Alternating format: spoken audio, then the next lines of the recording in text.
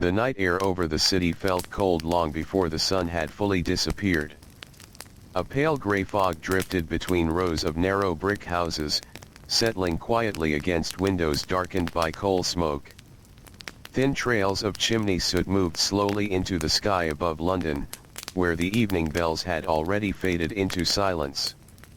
Somewhere far away, carriage wheels rolled softly across wet stone streets. A dog barked once and then stopped. The city became still again. Inside many homes, the cold stayed trapped within the walls. The fireplaces were often small. Coal cost money. Blankets were thin. Tiny gaps around doors and windows allowed winter wind to slip gently into the rooms through the long dark hours of night. Children slept beneath layers of worn fabric while frost slowly formed against the corners of old window glass. Some children curled close beside brothers and sisters beneath heavy quilts that smelled faintly of smoke and dust.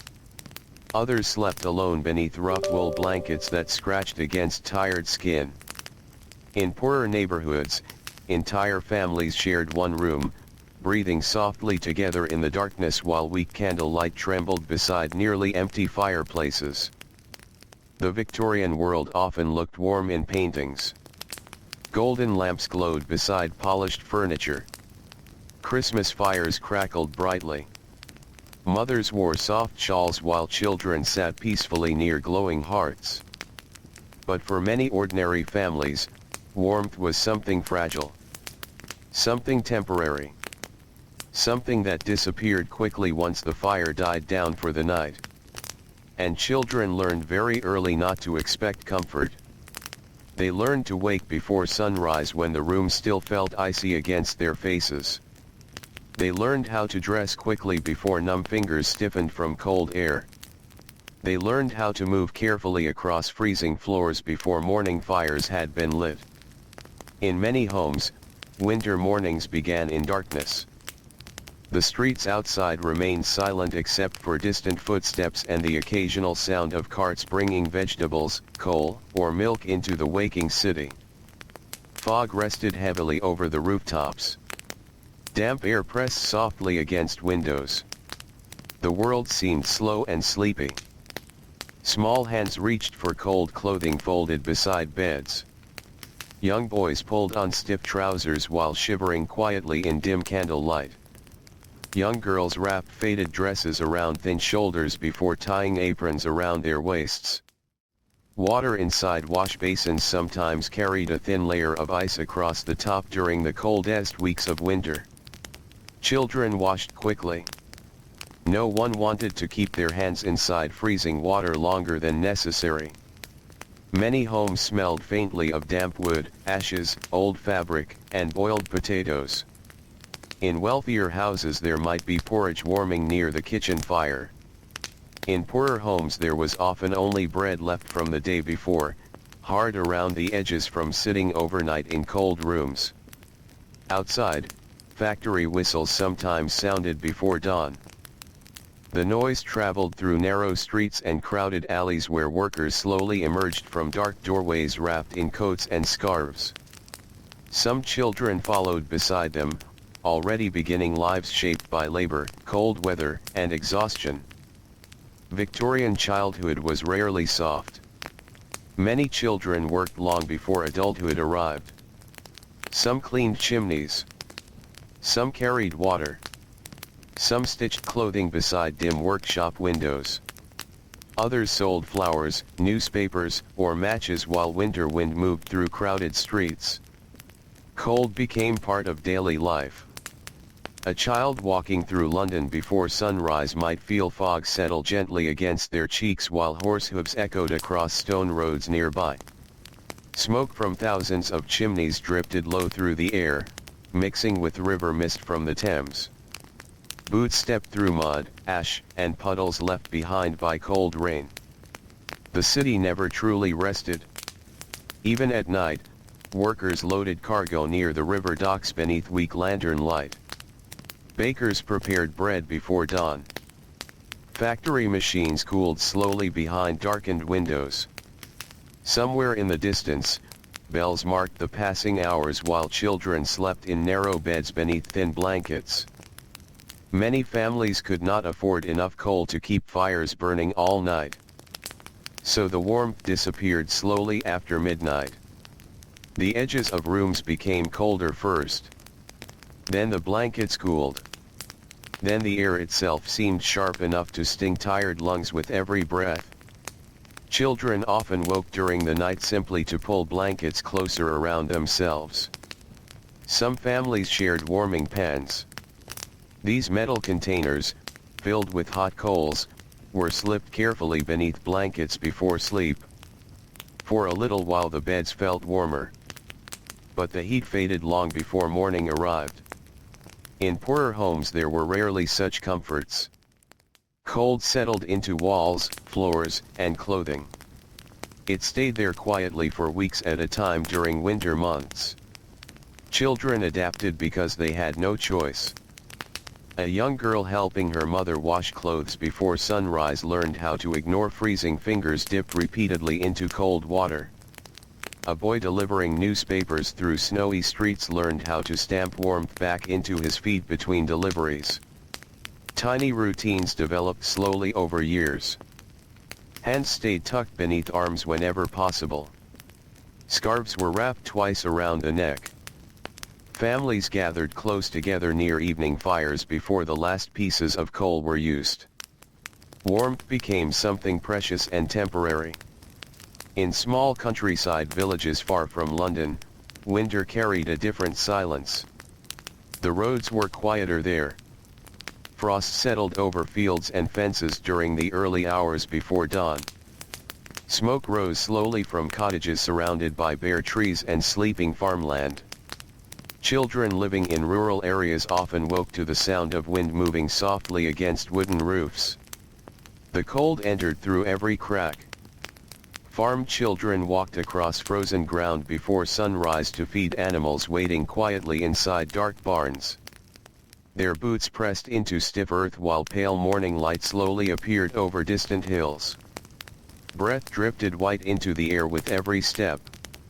Inside cottages, breakfast might be simple porridge cooked slowly above weak fires.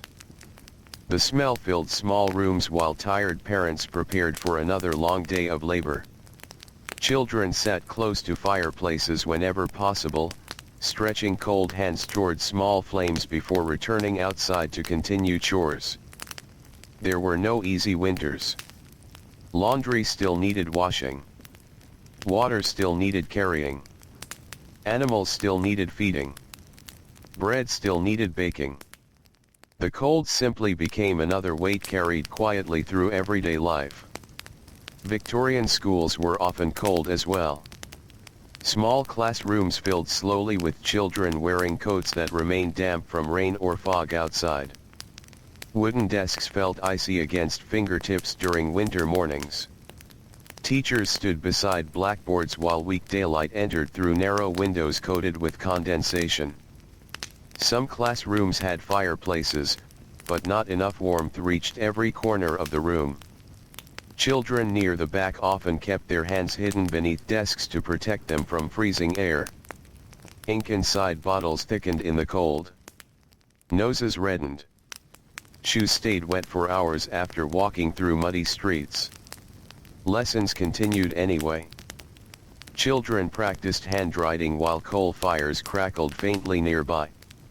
They recited geography, scripture, mathematics, and poetry while winter wind rattled windows softly behind them. Outside, gray clouds drifted low above factory chimneys and church towers. Sometimes snow fell quietly over the city. It covered rooftops, alleyways, and crowded streets beneath a pale layer of white. For a brief moment London appeared softer, cleaner, more peaceful. But snow also brought deeper cold. Poor families worried about coal supplies. Workers feared icy roads and lost wages. Children walking long distances to school or work wrapped themselves tightly against bitter wind that moved between narrow streets. At night the city glowed faintly beneath gas lamps. Fog turned golden beneath their light. Carriages moved carefully through crowded roads while footsteps echoed softly along wet pavement. Somewhere behind dark windows, families gathered close around evening fires. Stories were read aloud. Socks dried near flames. Tea steamed gently into the air. And slowly, one by one, children drifted into sleep while firelight danced quietly against the walls. But not every child slept in safety. Thousands of poor children wandered city streets long after sunset. Some searched for places warm enough to survive the night. Others worked late inside factories, workshops, or crowded kitchens. Small figures moved through fog carrying baskets, brushes, newspapers, or bundles of cloth. The Victorian city could feel enormous at night. Tall buildings disappeared into darkness above narrow alleys. River fog drifted silently beneath bridges. Bells echoed from distant churches while cold rain tapped softly against rooftops. Children learned where warmth could briefly be found. Near bakery windows. Beside factory vents. Inside crowded train stations. Beneath stairwells protected from wind. Even tiny moments of warmth mattered deeply during winter. Some children slept in workhouses. These large institutions housed poor families, orphaned children, elderly workers, and people unable to support themselves. The buildings were often strict, quiet, and cold. Long dormitories held rows of narrow beds beneath high ceilings where winter air lingered heavily. Blankets were thin there too. Children woke early beneath the sound of bells calling them toward morning labor or meals. Floors felt freezing beneath bare feet. Weak light entered through tall windows while gray skies hung outside over silent courtyards. The food was simple. Bread. Porridge. Thin soup. Enough to continue working, but rarely enough to feel full for long. Stillness filled the rooms during nighttime. Rows of children slept side by side while candle flames flickered low near distant doorways. Outside, frost gathered slowly across empty streets. Some children dreamed of fireplaces waiting somewhere beyond the city. Others were too tired even for dreams. Victorian hospitals also carried the smell of cold stone and damp air.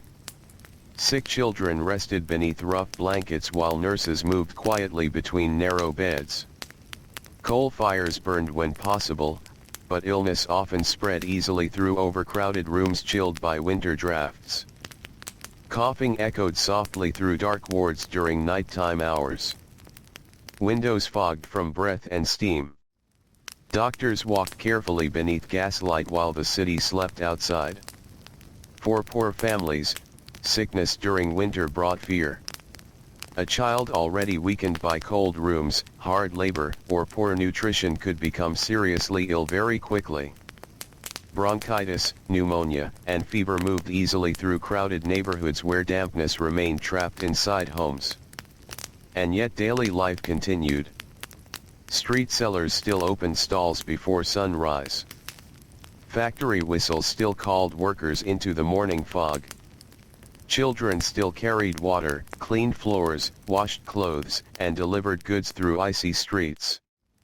The Victorian world moved forward slowly beneath grey skies and chimney smoke. Far from the cities, children living near the sea faced different winters. Fishing villages rested quietly along cold coastlines where wind carried salt through the air day and night. Small cottages stood close together beside narrow harbors filled with wooden boats rocking gently against dark water. Children there often woke to the sound of waves and gulls before sunrise. Fishermen prepared nets beneath lantern light while wives warmed soup near kitchen fires. The smell of salt water mixed with smoke from damp coal fires drifting slowly above rooftops. Winter storms could last for days. Rain struck windows endlessly while ocean wind rattled doors throughout the night. Families remained indoors mending clothes, repairing nets, or sitting quietly near fading fires while darkness settled early across the harbor. Children listened to storms while wrapped tightly beneath blankets. The sound of wind became part of childhood itself. And through all these places, crowded cities, silent farms, coastal villages, workhouses, and factories, Victorian children slowly learned how to exist beside discomfort without expecting relief. They learned patience. They learned endurance. They learned how to warm cold hands using breath alone. They learned how to sleep while wind moved softly through cracks in old walls. Even simple evening routines carried traces of cold. A mother sewing beside weak candlelight might pause often to warm stiff fingers near the fire. A child brushing soot from boots beside the doorway might watch carefully as the final pieces of coal burned lower and lower. The room darkened slowly. Shadows stretched gently across faded wallpaper. Outside, fog wrapped itself around silent streets while church bells marked another passing hour. Children became sleepy early during winter. The darkness arrived quickly after sunset, and homes without strong lighting grew quiet long before midnight. Candles were expensive. Coal was precious. Families often chose sleep simply because staying awake meant using more heat and light. So the city settled gradually into silence. Footsteps faded. Doors closed. Lanterns dimmed behind curtains. And countless children drifted asleep beneath cold roofs while smoke rose softly into the night sky above Victorian England. Before dawn arrived, the cold usually felt deepest. The final warmth from the evening fire had already disappeared hours earlier, leaving bedrooms still and heavy beneath the dark weight of winter night. Outside, fog pressed softly against narrow streets while frost gathered quietly along rooftops and window edges. Children often woke before the sun. Some woke because factory bells would soon ring through the sleeping city. Others woke because younger brothers or sisters shifted beneath shared blankets. In crowded homes, even the smallest movement could wake an entire room. For a few moments, many children stayed completely still beneath the covers. It was warmer there. Breath gathered softly in the darkness beneath wool blankets while distant sounds slowly emerged from outside. A cart rolling somewhere along cobblestones. A horse snorting in cold air. The faint creak of wooden signs moving gently in the wind. Then came the quiet realization that the day had begun again. Feet touched cold floors. Clothing was pulled on quickly in near darkness. Hands searched for candles or weak lanterns while tiny flames slowly revealed cramped rooms with peeling wallpaper, wooden chairs, folded blankets, and ash-covered fireplaces that no longer held any heat. Morning routines rarely changed. A mother might already be awake in the kitchen, kneeling near the hearth while trying to coax life back into the fire using small pieces of coal saved carefully from the day before. The sound of iron pokers scraping gently against brick often became one of the first noises children heard each morning. Sometimes the fire returned slowly. Sometimes it barely returned at all. Coal had to last. Money disappeared quickly during winter months, especially for working families whose wages depended entirely upon long days of labor. If illness arrived or work became scarce, warmth vanished first. Fires burned lower. Meals became smaller. Candles were used less often. Children noticed these changes immediately. They learned how to stay quiet when parents worried over coal buckets nearly emptied by cold weather. They understood the meaning of careful silence around dinner tables where food portions had quietly grown smaller. Still, mornings continued. In many neighborhoods of London, darkness remained over the streets even after workers began moving outside. Fog mixed with smoke from thousands of chimneys, creating a thick gray air that settled low between buildings. Children stepped carefully around puddles, mud, and horse droppings while hurrying toward work or school. Some carried baskets. Some carried tools. Some carried younger siblings wrapped tightly against the cold. Street lamps glowed faintly through the mist while shopkeepers slowly opened wooden shutters beside narrow roads already crowded with movement. Bakers brought warm loaves toward storefront windows, and for a moment the smell of fresh bread drifted through the cold air like something comforting and distant. Hungry children often slowed near bakeries. Warmth escaped each time the doors opened. Inside, ovens glowed softly while workers moved through clouds of flour and steam. But outside, winter still waited patiently along the streets. Many Victorian children spent their days indoors, though indoor life was not always warmer. Factories could feel bitterly cold during early mornings before machines fully heated the rooms. Textile mills smelled of dust, oil, damp clothing, and steam. Young workers arrived before sunrise and remained there until darkness returned again. The windows were often coated with moisture. Machine belts turned endlessly overhead while hundreds of small sounds blended together into one constant mechanical hum. Children moved between spinning frames and weaving machines with tired eyes and stiff fingers, their breath still visible during the first cold hours of the morning. Some children worked barefoot to move more quietly across factory floors. Others wore shoes with holes worn thin by months of labor and wet streets. Their hands became rough early in life from cold water, heavy fabric, and endless repetition. Yet even within these hard places, small moments of comfort appeared quietly. A cup of warm tea shared during a break. A patch of sunlight falling briefly through factory windows. The feeling of standing near large steam pipes during winter afternoons. Children remembered warmth because it never lasted long. Outside the factories, the city continued moving through its endless routines. Laundry women scrubbed clothing beside steaming tubs while cold air drifted through narrow alleys behind crowded apartment buildings. Chimney sweeps disappeared into dark soot-covered passages between rooftops. Delivery boys hurried through markets carrying parcels wrapped tightly against fog and rain. Everything smelled faintly of coal smoke. The scent rested over the entire city. It clung to coats, curtains, blankets, hair, and skin.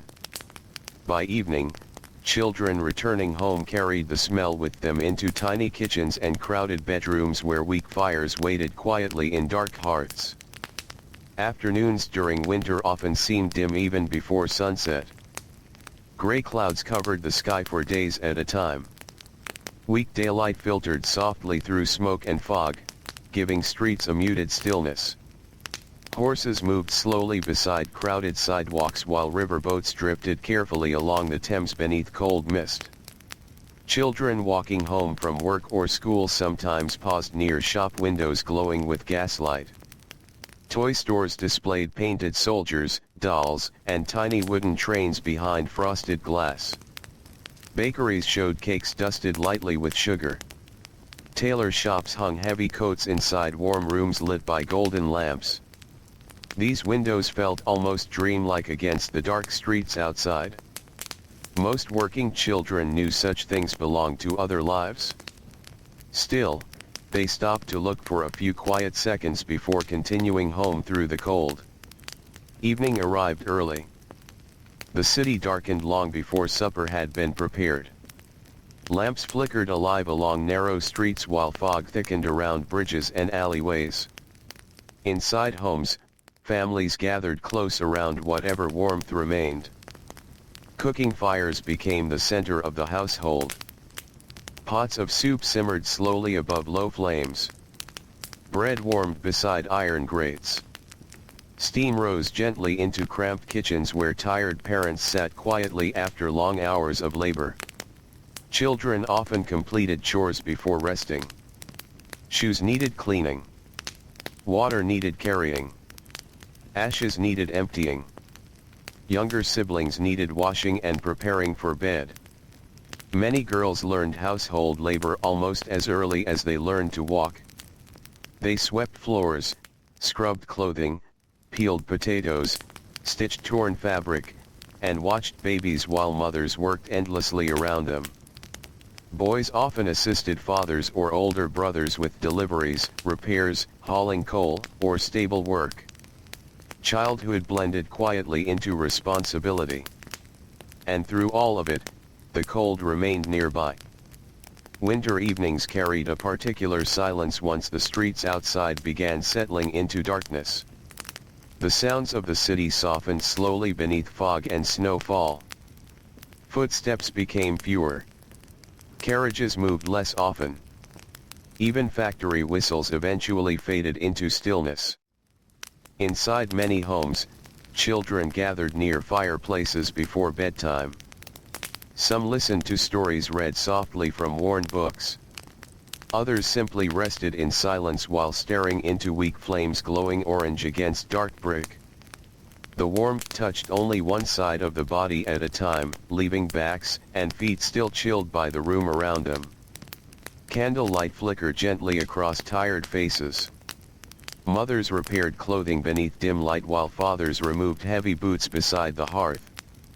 The smell of damp wool drying near the fire filled the room. Outside, rain tapped softly against windows while wind slipped quietly through cracks in old walls. In wealthier homes, nurseries sometimes held small fireplaces kept burning through much of the night. Children slept beneath thick blankets and heavy curtains while servants carried warm bricks wrapped in cloth to place beneath bed sheets before bedtime. Hot milk might wait beside bedside tables. Lamps glowed softly along polished hallways. But even wealthy Victorian houses could feel enormous and cold after dark. Long corridors echoed faintly beneath footsteps. Large rooms held shadows in their corners where firelight never reached. Wind moved gently against tall windows while servants quietly extinguished lamps one by one throughout the sleeping house. Children there also learned certain forms of discomfort. Some rarely saw their parents except during scheduled hours.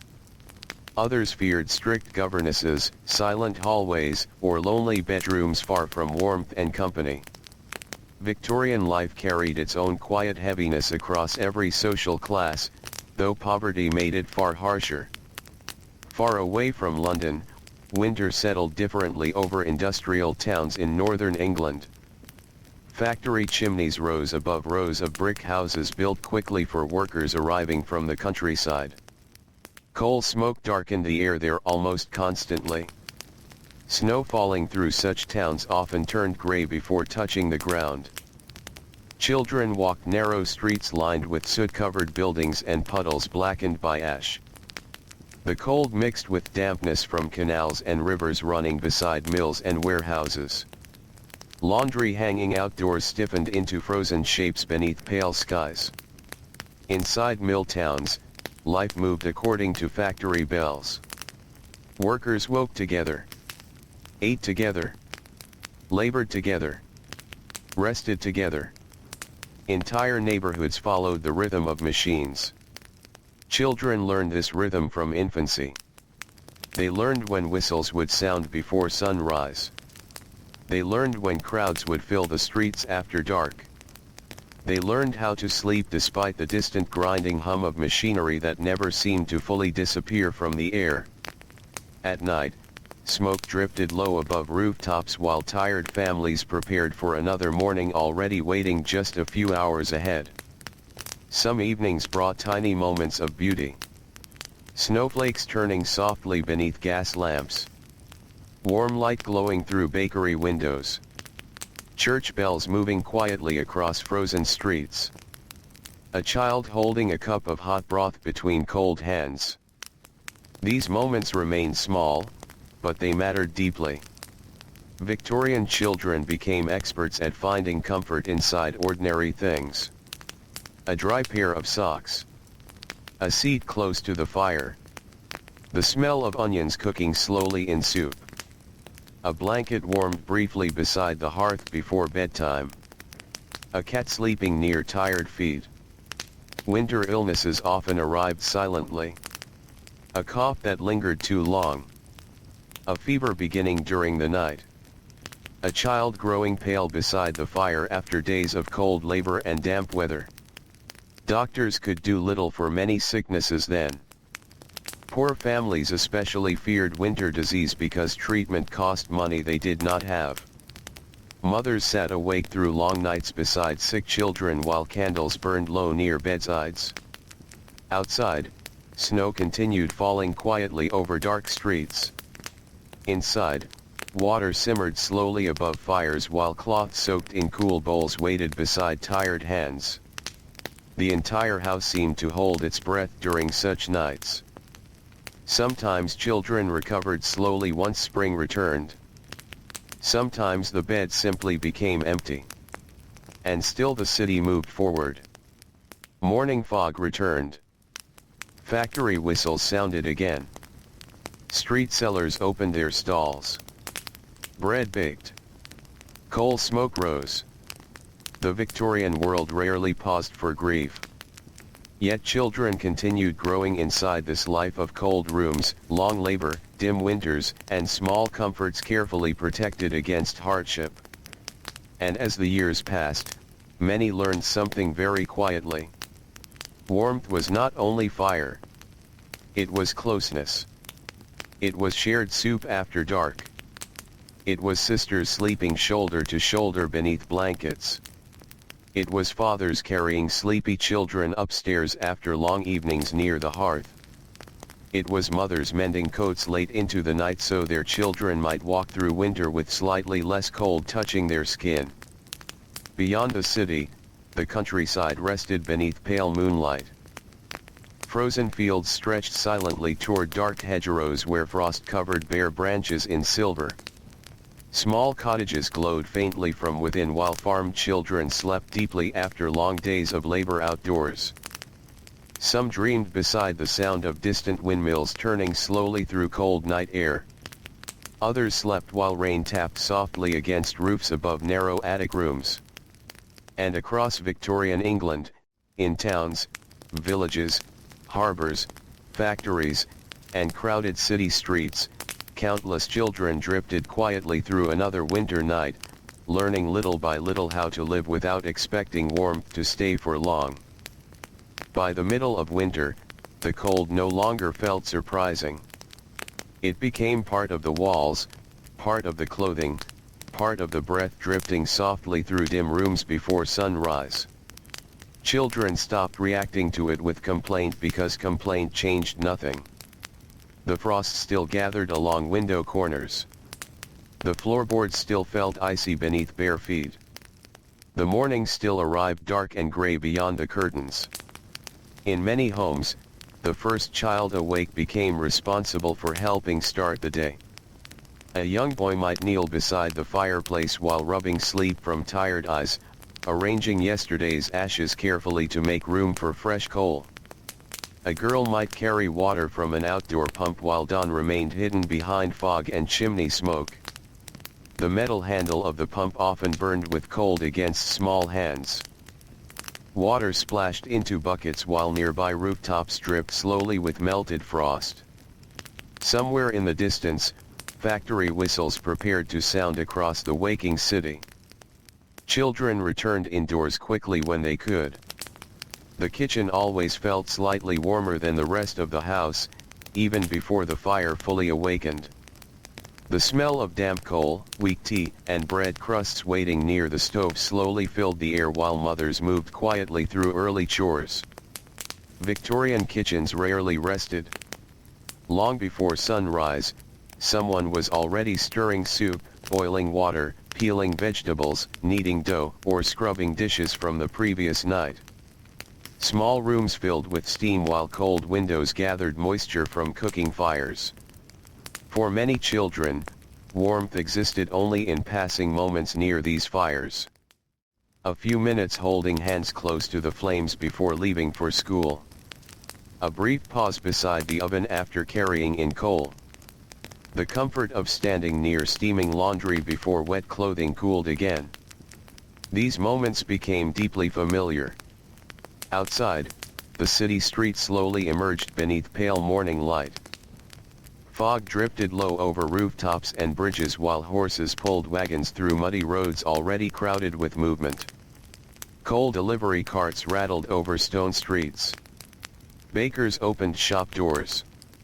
Chimney sweeps hurried between narrow alleyways carrying brushes and ropes over their shoulders. Children moved through all of it quietly. Some traveled in groups toward factories, speaking little while protecting their hands inside coat sleeves. Others walked alone carrying baskets or lunch tins wrapped carefully in cloth. The city smelled wet during winter mornings. Wet stone. Wet wool. Wet ash. Smoke settled over everything, mixing with river mist rising from the Thames. Lamps glowed faintly through the haze, even after sunrise had technically arrived. Many poor children owned only one pair of shoes. By January, those shoes often became cracked, soaked, or worn thin along the soles. Feet stayed damp for entire days. Walking through snow or rain became painful after hours outside, but there was rarely another option. Some children stuffed paper inside shoes for extra warmth. Others wrapped feet in old cloth before pulling boots back on each morning. No one expected comfort. That expectation faded early in Victorian childhood. Inside textile mills, factory air slowly warmed as machines thundered to life. The warmth there did not feel gentle. It carried moisture, dust, grease, and the heavy smell of oil-soaked machinery. Young workers stood beside spinning frames while belts turned endlessly overhead, their small fingers moving quickly through dangerous spaces between wheels and threads. The sound never fully stopped. Metal clattered softly beneath larger mechanical rhythms that echoed through enormous factory rooms from dawn until nightfall. Workers communicated in brief glances and short sentences because constant noise swallowed most conversation. Yet even there, children adapted. They learned where warm air collected near steam pipes during winter. They learned which corners escaped the strongest drafts from broken windows. They learned how to rest aching backs for a few quiet seconds without attracting unwanted attention. At midday, some factories allowed short meal breaks. Children sat together on wooden floors or near brick walls eating bread, potatoes, or cold pie carried from home. Steam drifted through the rooms while tired faces glowed faintly beneath dusty light from high windows. Outside, snow sometimes fell silently across factory rooftops. The flakes disappeared quickly beneath soot and smoke. Far from industrial districts, farm children experienced winter differently, though not always more comfortably. Countryside mornings often began beneath deep silence broken only by wind moving through bare trees or distant animal sounds from dark barns. Frost-covered fences, fields, and muddy paths leading between cottages. Children rose early there too. Animals needed feeding before daylight fully arrived. Cows waited inside cold stone barns breathing slowly into the freezing air. Chickens stirred softly inside wooden coops dusted with frost. Horses stamped their hooves against frozen ground while farm boys carried hay beneath pale skies slowly brightening over empty fields. Hands became red and cracked from cold labor outdoors. Water buckets froze overnight. Mud hardened into rough uneven paths. But many rural children grew used to winter landscapes that felt wide, quiet, and endless. After chores, they entered cottages warmed by soup simmering gently over cooking fires. Steam clouded the windows while boots dried beside the hearth. The smell of onions, bread, and wood smoke wrapped softly through tiny rooms where families gathered closely together. At night, the countryside could feel almost completely silent. No carriage wheels. No factory whistles. Only wind. Only rain. Only distant owls calling across frozen fields beneath moonlight. Children sleeping there often shared attic rooms beneath sloping roofs where winter wind whispered softly outside all night long.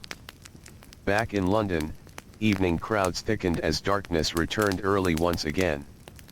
Workers poured from factories and workshops while gas lamps flickered alive through the fog. Shop windows glowed golden against wet streets reflecting horse hooves and lantern light. Children carrying wages home walked carefully through crowded roads. Some protected tiny coins deep inside coat pockets. Others carried bread or vegetables purchased quickly before shops closed for the evening. Winter markets smelled rich and heavy despite the cold. Roasted chestnuts. Fish laid over crushed ice. Coal smoke drifting above carts filled with potatoes and carrots. Vendors called softly through the mist while customers wrapped scarves tightly around their faces against the wind. For a short time, the streets felt alive with warmth and movement. Then darkness deepened. Shops closed. Crowds faded. And families disappeared behind narrow doors into homes where evening fires already waited. Many Victorian homes contained only one heated room during winter. Entire families gathered there after sunset because the other rooms became too cold to use comfortably. Children completed homework near candlelight while parents repaired clothing or prepared meals beside the fire. The smallest children often fell asleep first, curled beneath blankets beside the hearth, heads resting against mothers' laps, faces glowing softly in flickering orange firelight. Older children stayed awake longer, listening quietly to adult conversations drifting through the room. Talk of rent. Talk of work. Talk of coal prices rising again. Talk of illness spreading through nearby streets. Children heard everything, even when adults spoke softly. And slowly, they learned how fragile comfort could be. A father missing work for 1 week might mean less food. A broken chimney could mean no fire. A harsh storm might freeze pipes or flood small basement homes where poor families already struggled against dampness and cold. Winter carried constant uncertainty. Still, life moved gently forward through small routines repeated every day. Blankets shaken near windows. Boots drying beside fires. Soup stirred slowly before bed. Candles trimmed carefully to last longer. Children brushing soot from coats before hanging them near the door. These ordinary moments shaped Victorian childhood more than grand events ever could. The cold touched every part of life. Schoolrooms smelled of damp clothing drying near weak fireplaces. Church pews felt freezing during long Sunday services beneath tall stone ceilings. Bedrooms held icy wash basins beside narrow beds. Hallways carried drafts that moved silently beneath doors throughout the night. Even celebrations carried traces of winter hardship. Christmas gatherings often centered completely around warmth. Families squeezed close together beside fires while candles glowed softly across dark rooms decorated with greenery and ribbons. Special meals filled the air with comforting smells rare during ordinary weeks. Roasted meat. Fresh bread. Warm pudding sweetened with spice. Children waited eagerly beside the hearth not only for gifts, but for the rare feeling of fullness and warmth lingering together in the same room. For one evening, the cold outside seemed farther away. Snow fell quietly beyond frosted windows while laughter rose softly beneath candlelight. But by morning, winter remained. Ashes cooled. The fire weakened again. And ordinary life returned slowly beneath gray skies. Many Victorian children spent long hours caring for younger siblings while parents worked. Older sisters rocked crying babies near weak fires while snow drifted quietly outside. Small boys carried toddlers through narrow streets wrapped tightly in scarves and blankets. Childhood often meant responsibility long before adulthood arrived. In overcrowded neighborhoods, families sometimes rented single rooms inside larger buildings shared with many others. Thin walls allowed every sound to travel. Coughing during the night. Babies crying. Footsteps overhead. Arguments fading slowly into silence. Children slept beside these sounds while cold air drifted through hallways smelling faintly of damp plaster, smoke, and boiled cabbage. Privacy barely existed. Warmth disappeared quickly. Yet human closeness remained unavoidable. People shared nearly everything. Rooms. Meals. Blankets. Illness. Silence. Even the air itself. When sickness spread through such buildings during winter, fear moved quietly from door to door. A child missing from the stairwell. A mother whispering with neighbors near the entrance. Black clothing hanging silently beside a doorway. Victorian children became familiar with loss early in life, though grief often arrived softly rather than dramatically. The city rarely paused long enough for open mourning. Work continued. Bills remained unpaid. Coal still needed carrying upstairs. And children learned to keep moving forward through sadness just as they moved through cold weather. Late at night, after the fires had nearly burned out, many homes grew deeply quiet. Parents slept heavily from exhaustion. The streets outside emptied beneath fog and moonlight. Somewhere distant, church bells marked another passing hour over rooftops silvered faintly by frost.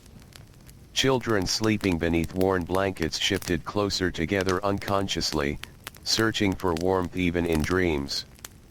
Breath rose softly into cold rooms. Wind touched the windows gently. Ashes settled deeper inside dark fireplaces. And beyond the sleeping city, the Thames moved slowly through the night beneath silent bridges while winter rested patiently over Victorian England once again. Sometimes the cold arrived with rain instead of snow. A soft grey rain that lasted for days without stopping. It tapped gently against windows before dawn. It soaked narrow streets until mud gathered thick beside curbs and alleyways. It darkened coats, hats, and wool blankets hanging near kitchen fires. The entire city seemed wrapped in dampness that crept slowly into walls, clothing, and tired bones. Children disliked these weeks more than snowy ones. Snow at least felt clean and quiet when it first touched the rooftops. But winter rain turned everything heavy. Boots stayed wet from morning until night. Floors became slick with mud carried indoors from crowded streets. Laundry refused to dry completely inside tiny homes where smoke and moisture already filled the air. Still, the routines continued.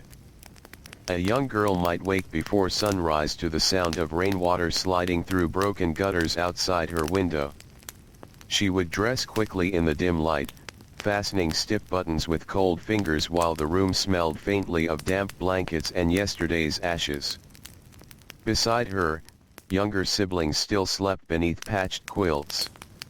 Their breathing rose softly into the chilly air.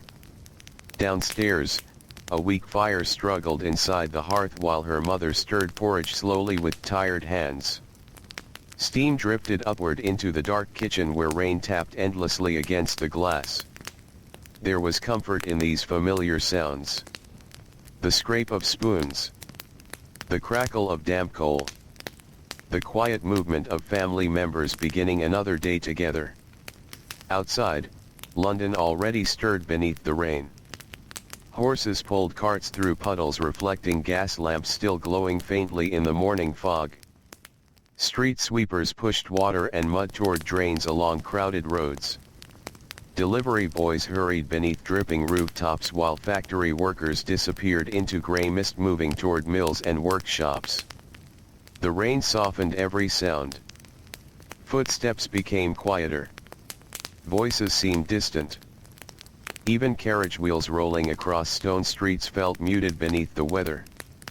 Children walking to work often kept their heads lowered against the drizzle. Scarves covered small faces. Thin coats darkened with water. Fingers disappeared deep inside pockets searching for warmth that never fully came. In poorer neighborhoods, dampness became almost impossible to escape during winter months. Basement rooms smelled constantly of wet brick and mildew. Water crept slowly along walls during heavy storms. Blankets hanging near the fire remained slightly cold to the touch no matter how long they dried. Some children slept beside walls shining faintly with moisture. Others woke coughing in rooms where cold fog seemed trapped indoors as much as outside. Doctors often spoke quietly about fresh air, but fresh air in Victorian cities carried coal smoke, chimney soot, and freezing rain through crowded streets.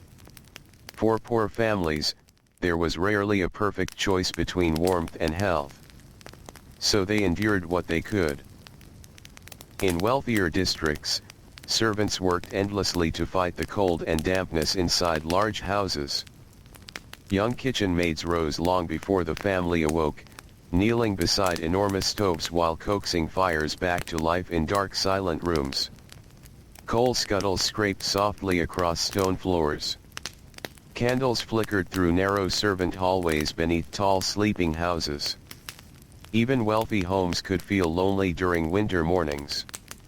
Long corridors rested in silence while rain streaked against tall windows overlooking empty gardens and wet carriage paths. Children sleeping upstairs beneath heavy blankets sometimes heard only distant footsteps from servants already beginning the day below. Breakfast rooms slowly warmed as fires grew brighter. Tea steamed gently into polished air. Silver trays reflected candlelight. But beyond those windows, the same gray rain still covered the city. Servant children and working-class children often understood winter through labor long before they understood it through seasons. A 12-year-old scullery maid scrubbing pots in freezing water. A stable boy carrying hay through muddy courtyards before sunrise. A chimney sweep climbing dark narrow passages blackened with soot while cold wind moved over rooftops far above him. These children rarely had time to notice beauty in winter. And yet beauty still appeared quietly around them. Rain shining on cobblestones beneath lantern light. Steam rising from bakery windows into cold evening air. The smell of chestnuts roasting beside crowded street corners. The soft orange glow of fireplaces glimpsed briefly through curtains while walking home after dark. Such moments stayed in memory because they felt small and fragile. Victorian childhood often taught children to treasure tiny comforts deeply. A dry pair of gloves passed down from an older sibling. Warm soup waiting after a long day outside. A seat near the fire during evening hours. A mother gently combing wet hair beside candlelight before bed. These things mattered more than luxury. Far from London, rain settled quietly across fishing villages beside the sea. The harbor water darkened beneath storm clouds while wooden boats knocked softly against their ropes in the restless tide. Wind carried salt and rain together through narrow lanes lined with cottages whose windows glowed faintly against the gray weather.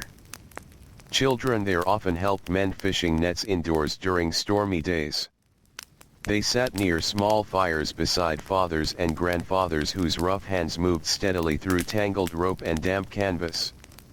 The room smelled of salt water, wool, pipe smoke, and fish drying slowly near the hearth. Outside, gulls cried above the harbor. Rain swept sideways across the docks. Waves struck wooden piers beneath fading afternoon light. Winter at sea carried its own quiet heaviness. Families listened carefully for returning boats during storms. Mothers watched the horizon through rain-covered windows while soup simmered untouched near the fire. Children learned early how quickly weather could change lives along the coast. And yet evening still arrived gently. Candles glowed. Wet coats dried beside the hearth. Beds waited upstairs beneath sloping roofs where rain tapped softly through the night. In the countryside, winter rain transformed dirt roads into deep rivers of mud. Farm children walked carefully beside hedges and fences while carrying milk buckets or bundles of firewood through fields soaked by endless weather. Their boots grew heavier with every step. Barns became places of warmth during such days. Animals breathed slowly into the cold air while lanterns flickered softly above hay-covered floors. The smell of straw, earth, and livestock surrounded children completing evening chores before darkness fully settled over the fields. Many farmhouses remained dimly lit during winter evenings. Candles were saved carefully. Wood needed rationing. Families gathered close together in kitchens where cooking fires provided nearly all the warmth in the house. Children often fell asleep in chairs before bedtime arrived, exhausted from labor and darkness and cold damp weather that seemed never-ending. Parents carried them gently upstairs beneath flickering candlelight. Floorboards creaked softly. Wind moved around the corners of the house. Outside, rain continued falling over silent fields stretching endlessly beneath the night sky. Back in the city, factories glowed through foggy evenings like enormous lanterns beside rivers and railways. Their windows burned yellow against the darkness while workers continued laboring inside long after sunset. Children emerging from these buildings after 12 or 14 hours of work stepped back into cold rain with aching feet and tired eyes. Some still had long walks home ahead of them. The streets felt quieter then. Shopkeepers closed shutters against the weather. Carriages passed less often. Fog thickened beneath gas lamps reflecting softly in puddles across empty roads. Many children walked home nearly asleep. Their bodies moved automatically through familiar streets while thoughts drifted somewhere between exhaustion and dreams.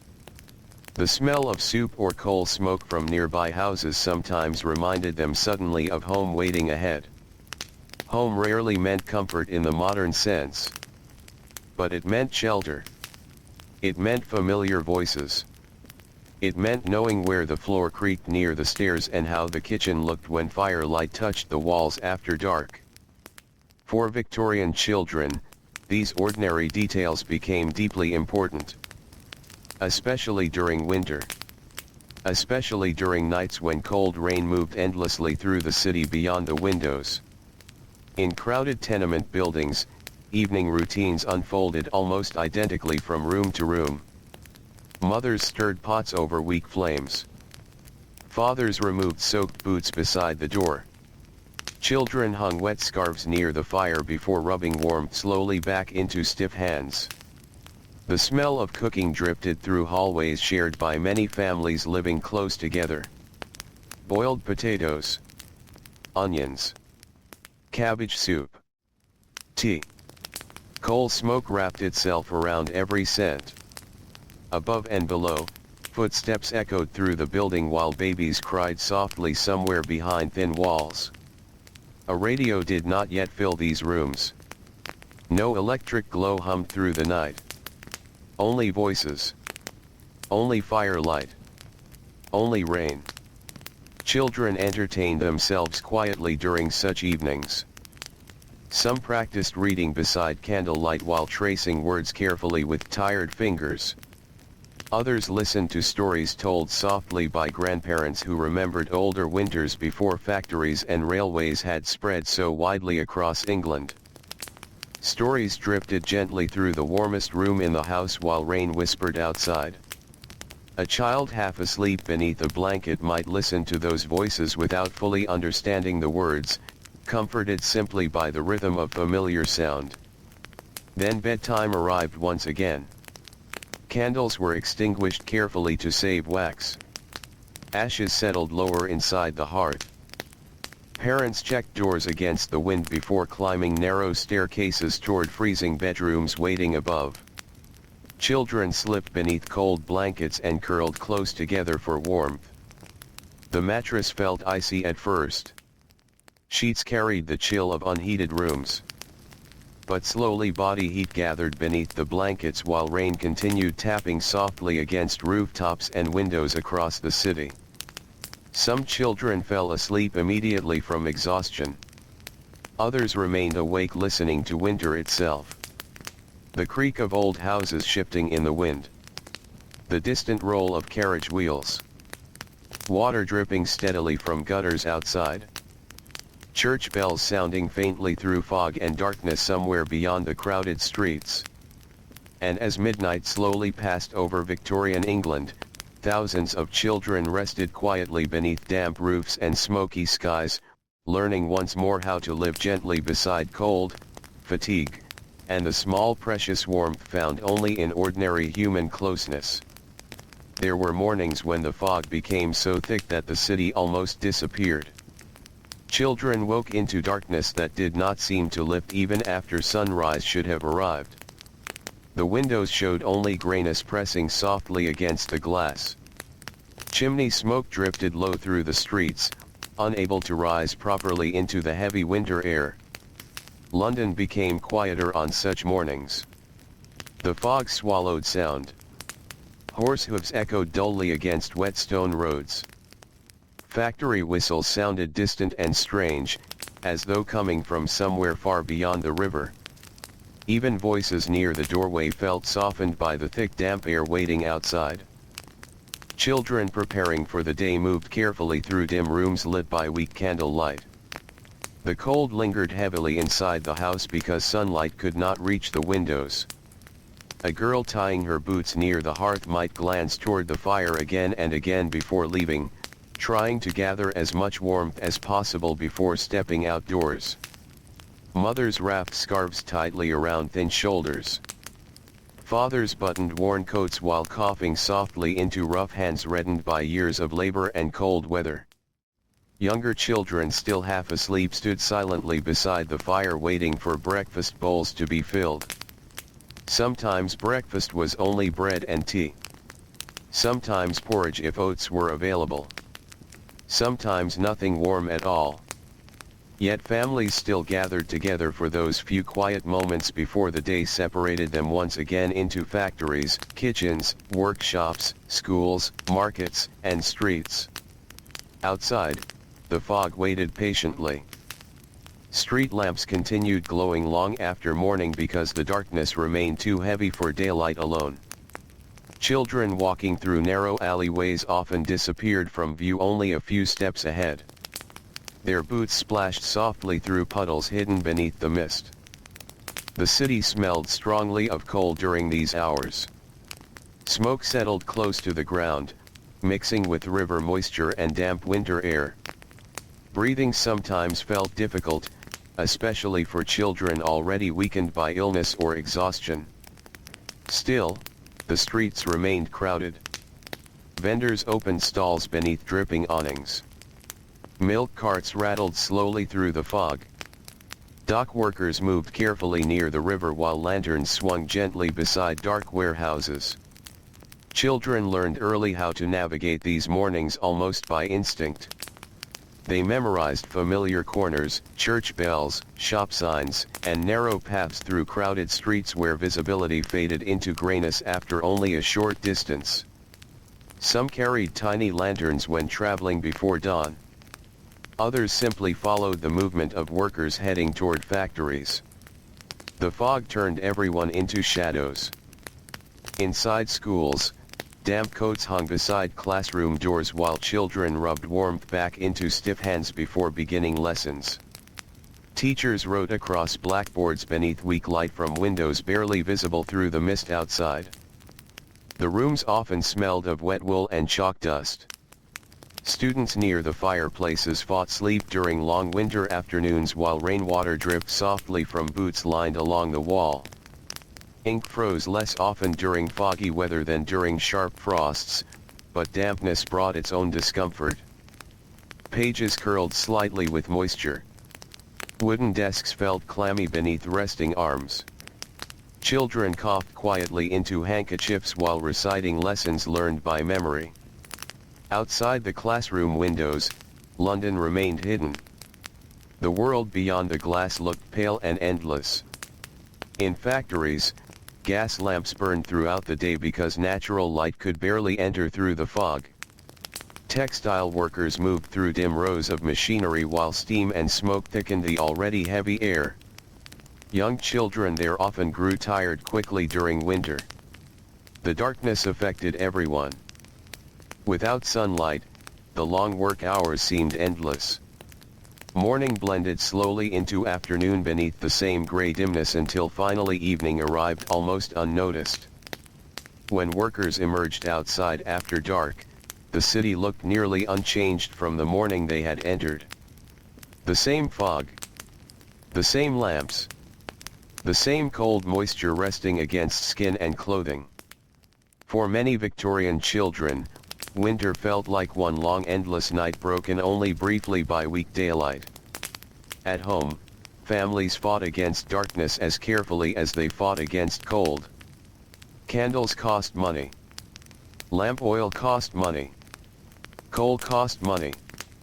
Every source of light or warmth needed careful use. So evenings often became quiet and still very early. Children sat close together near the fire while mothers mended clothes beneath flickering candle light.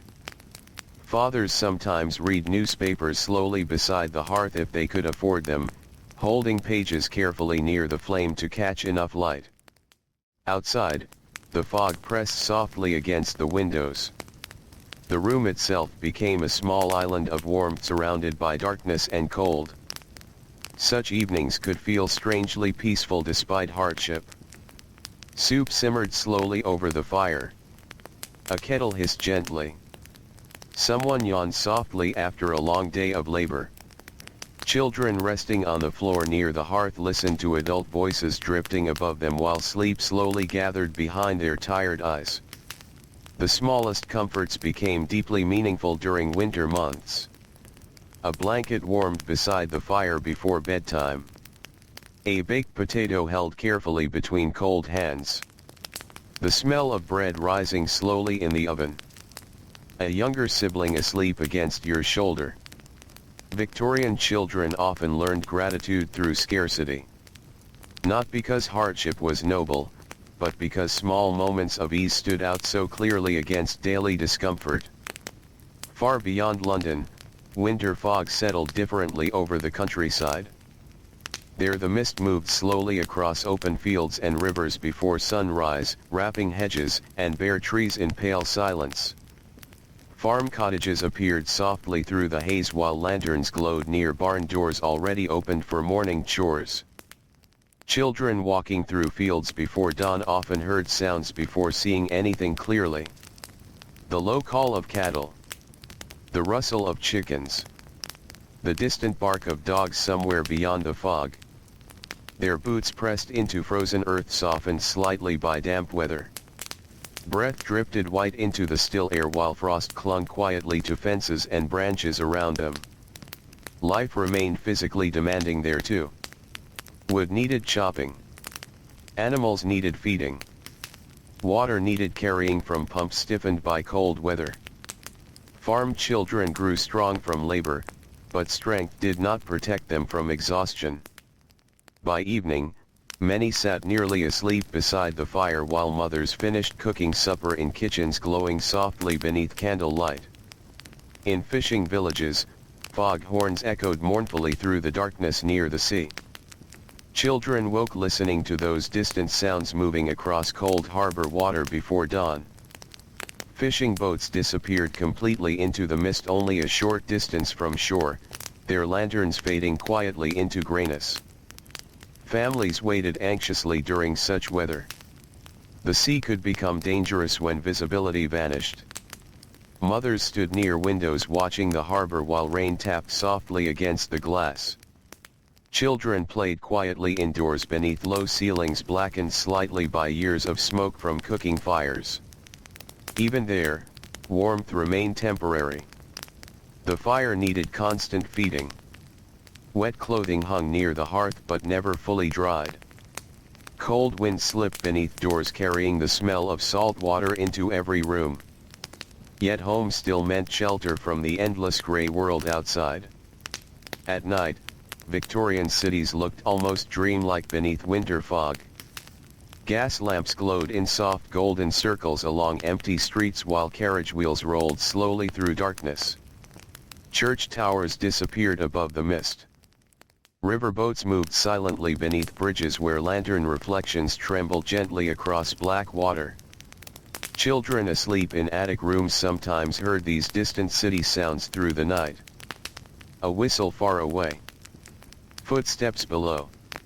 Rain beginning again against the roof. The muffled rhythm of London continuing even while most families rested.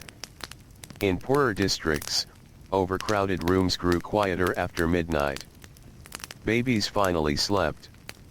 Workers returned home exhausted from late shifts. The final fires burned low beneath layers of ash. Cold slowly returned to the rooms as warmth faded once more. Children curled deeper beneath blankets. Some slept beside siblings. Some beside grandparents. Some alone in corners divided only by curtains or wooden partitions inside crowded tenements. Dreams came quickly after such long tiring days. Dreams of warmth perhaps. Or fields beneath summer sunlight. Or simply dreams without factories, fog, or cold streets waiting outside. But morning always returned. And with it came another winter day shaped by labor, endurance, routine, and the quiet search for comfort inside a world that rarely offered enough of it. Still, children adapted in ways almost invisible. They learned how to dry gloves beside the fire without scorching them. They learned which staircases stayed warmest inside large buildings. They learned how to sleep through noise, cold drafts, coughing neighbors, and church bells sounding before dawn. They learned patience. They learned silence. And slowly, without ever speaking the lesson aloud, Victorian children learned how human warmth could matter more deeply than physical heat. A crowded room filled with tired family members near a weak fire often felt safer than any large empty house. A mother's hand resting briefly against a fevered forehead could feel warmer than blankets. A father carrying sleeping children upstairs after evening prayers created comfort stronger than coal fires. These small acts remained steady while winter itself moved endlessly outside. The fog drifted. The rain fell. The city breathed slowly beneath smoke-dark skies. And throughout another long Victorian night, children rested quietly beneath worn blankets while candles faded, fires dimmed, and soft darkness settled gently over England once again. As winter deepened, the daylight seemed to grow even shorter. Morning arrived slowly, and evening returned almost immediately afterward, as though the sun itself had grown tired above the smoke-covered cities and frozen fields of Victorian England. Children sometimes spent entire days beneath skies so grey that noon looked little different from dawn. The darkness shaped everything.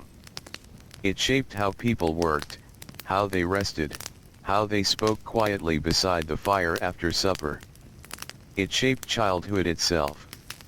Many children left home before sunrise and returned after sunset for weeks at a time during the coldest months. Their memories of winter became memories of lantern light reflecting in puddles, of chimney smoke drifting across narrow streets, of windows glowing softly against the night. In London, the gas lamps remained among the few steady comforts during dark evenings. One by one they flickered awake as dusk settled over the city, their pale golden light trembling gently through fog and rain. Lamplighters moved slowly along the streets carrying long poles, stopping beneath each lamp while children watched from sidewalks wrapped tightly in scarves and worn coats.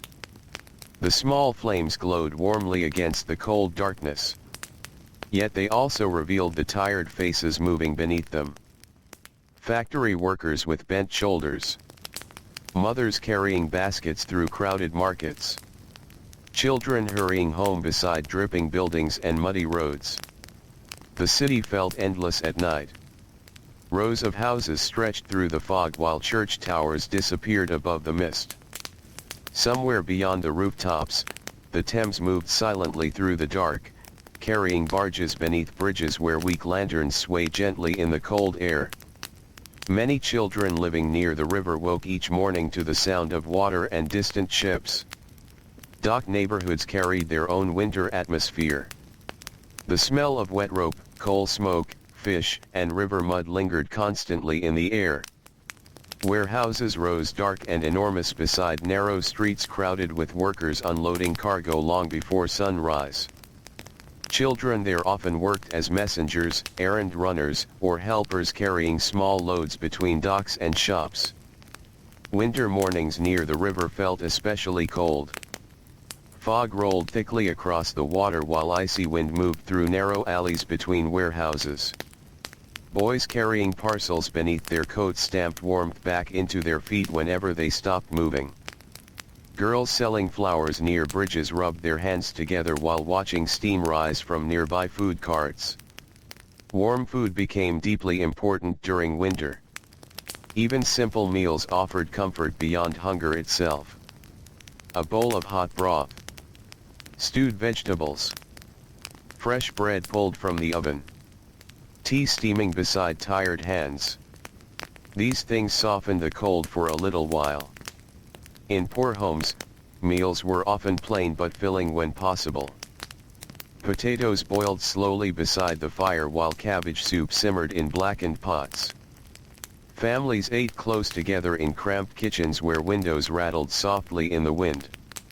Children often fell silent while eating. Not from sadness always, but from exhaustion. After long days spent outdoors or inside factories, even conversation required energy. The warmth of food spreading slowly through the body sometimes felt enough. In wealthier households, kitchens bustled with servants preparing elaborate dinners while snow or rain drifted quietly beyond tall windows. Roasting meat filled the air with rich smells carried through large dining rooms lit by candles and polished lamps. But downstairs, young kitchen servants worked in heavy heat beside enormous stoves while cold drafts slipped constantly through stone corridors and servant entrances.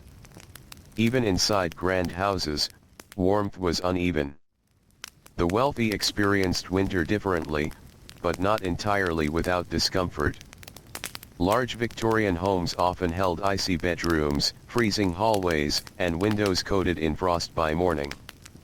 Children sleeping in nursery rooms beneath thick blankets still woke to cold air stinging their faces before the fireplaces were relit. Servants hurried through dark corridors carrying coal, hot water, and breakfast trays while the house slowly awakened around them. Outside, snow sometimes covered the city in complete silence. For a few brief hours, London looked softer. Horse tracks pressed into fresh white streets. Rooftops gleamed pale beneath weak winter sunlight. Chimney smoke rose slowly into the still air while church bells echoed gently across frozen neighborhoods. Children often paused to watch snow fall. Even working children. Even tired children. Something about snow quieted the world around them. Street noise faded beneath it. The constant mud disappeared beneath clean whiteness. Familiar buildings seemed transformed for a little while. Some children played briefly whenever they could. A snowball thrown beside factory gates before work began. Footprints traced across empty courtyards. A tiny snowman built quickly before evening darkness returned. But winter beauty rarely lasted long in industrial cities. Soon the snow darkened beneath soot and smoke. Wheels crushed it into slush. Horses churned it into muddy streets once more. And ordinary life continued. Inside textile mills, winter created another problem beyond cold. The air grew painfully dry once large heating systems and machinery warmed the factory rooms. Dust floated constantly through the heat while children breathed fibers deep into tired lungs hour after hour. Many developed coughs that never fully disappeared. Others suffered sore eyes, headaches, or constant fatigue from endless labor in overheated crowded spaces after walking through freezing streets outdoors. The body struggled to adjust between extremes. Cold outside. Stifling heat inside. Cold again on the journey home. Victorian children endured these changes quietly because they had little choice. And still, small routines continued, offering moments of steadiness. A scarf wrapped carefully by a mother before dawn. A friend saving space near a warm pipe during break time. A father sharing roasted chestnuts during the walk home after work. These tiny kindnesses became part of surviving winter together. In the countryside, winter evenings settled gently over the land long before bedtime. The fields darkened beneath pale skies while smoke curled upward from distant cottages scattered between frozen hedgerows. Children returning from barns carried lanterns through icy air while boots crunched softly over frost-covered paths. Inside farmhouse kitchens, candlelight reflected warmly against wooden tables worn smooth by generations of hands. Wet coats hung beside the fire. Soup simmered slowly. Bread cooled near the stove. The room smelled of earth, wool, smoke, and cooking onions. Families gathered closely because the warmth stayed strongest near the hearth. Grandparents sometimes told stories during these evenings while younger children rested sleepily against their mothers' shoulders. Wind moved softly around the outside walls while darkness stretched across the silent fields beyond the windows. There was hardship there too. Long labor. Cold mornings.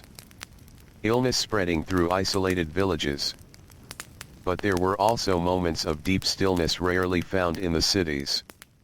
Children sometimes stepped outside before bed just to look across frozen fields shining beneath moonlight. The world seemed enormous then. Quiet. Silver. Almost dreamlike beneath the winter sky. Back in London, nights rarely became fully silent. Somewhere, wheels still rolled across stone roads. Somewhere, late workers hurried through fog carrying lanterns beside the river. Somewhere, factory fires continued glowing behind dark windows. Children sleeping in crowded neighborhoods heard these distant sounds even in dreams. The city breathed constantly around them. Inside workhouses, winter nights felt especially long. Rows of narrow beds stretched beneath dim lamps while cold air settled heavily through large dormitories. Blankets scratched against tired skin. Children slept shoulder to shoulder beneath high ceilings where footsteps echoed softly during the night rounds of attendants carrying candles. Some children whispered quietly before sleep. Others stared into darkness listening to the wind outside. The workhouse offered shelter and food, but rarely comfort. Warmth existed there only in strict measured amounts. The fires remained controlled. The meals remained simple. The routines remained exact. Yet even there, friendships formed quietly. A shared crust of bread. A whispered story after lights out. A blanket adjusted gently over a sleeping child by another small tired hand nearby. Human closeness survived even in hard places. Perhaps especially in hard places. Winter illnesses continued moving through the cities during these months. Coughs echoed through stairwells and factory rooms. Pharmacies glowed late into the evening while worried parents carried feverish children through foggy streets seeking help they often could not afford. Doctors traveled by carriage beneath gaslight while rain or snow drifted through the darkness. Inside sick rooms, candles burned low beside beds where mothers remained awake through endless nights listening carefully to each breath. Outside, the city carried on. Morning still returned. Coal still needed delivering. Factories still opened before dawn. And children who remained healthy continued learning the same quiet lesson winter after winter. Life would not pause simply because they were cold or tired. So they adapted. They tucked hot potatoes into coat pockets for warmth during long walks. They slept wearing extra layers beneath blankets. They crowded together near kitchen fires before sunrise. They learned how to keep moving when fingers grew numb from rain and frost. And gradually, without fully realizing it, Victorian children became deeply familiar with endurance. Not dramatic endurance. Not heroic endurance. Just the ordinary quiet endurance of waking each morning to another cold day and continuing forward anyway. Late at night, after the fires had nearly faded, home settled once more into darkness. Ashes glowed faintly red beneath layers of gray. Wind whispered around chimneys. Church bells drifted softly across sleeping streets. Children turned gently beneath blankets while frost slowly formed against the windows again. And over the rivers, fields, factories, rooftops, and silent country roads of Victorian England, another long winter night stretched peacefully onward beneath the pale sleeping sky. Sometimes winter mornings arrived with silence so complete that children noticed it before even opening their eyes. The usual sounds of dripping rain or rolling carriage wheels had vanished. No wind pressed against the windows. No water slid through the gutters outside. The air itself felt still. Then came the faint brightness reflecting through the curtains. Snow had fallen during the night. Children rose quietly from their beds and crossed cold floors toward the windows, careful not to wake younger brothers or sisters sleeping nearby beneath heavy blankets. Tiny fingers pulled back curtains stiffened slightly by frost. Outside, the world looked transformed. Rooftops rested beneath smooth white layers untouched by footprints. Chimneys released slow streams of smoke into pale morning air. Narrow streets that normally looked dark with mud and coal dust now appeared softer beneath fresh snow. Even the city seemed calmer. Sounds traveled differently after snowfall. Footsteps became muffled. Horse hooves pressed gently into slush instead of striking sharply against stone roads. Voices drifted quietly through the stillness. For a few moments, winter could almost feel peaceful. Inside homes, fires were relit carefully while kettles warmed above the flames. Children dressed slowly in layers of wool and worn fabric, pulling scarves tightly around their necks before facing the cold waiting outside. The rooms themselves often remained freezing despite the fire. Breath drifted pale into the air. Wash water felt sharp against sleepy hands. Metal buttons burned cold against fingertips while coats were fastened beneath weak candlelight. Still, snow brought a different feeling than endless rain. Even poor children sometimes smiled while stepping outdoors into fresh snowfall before the streets turned dirty again. A boy delivering coal might pause briefly to watch snowflakes gather on his sleeves. A girl carrying bread home from the bakery might leave tiny footprints behind her through untouched alleys.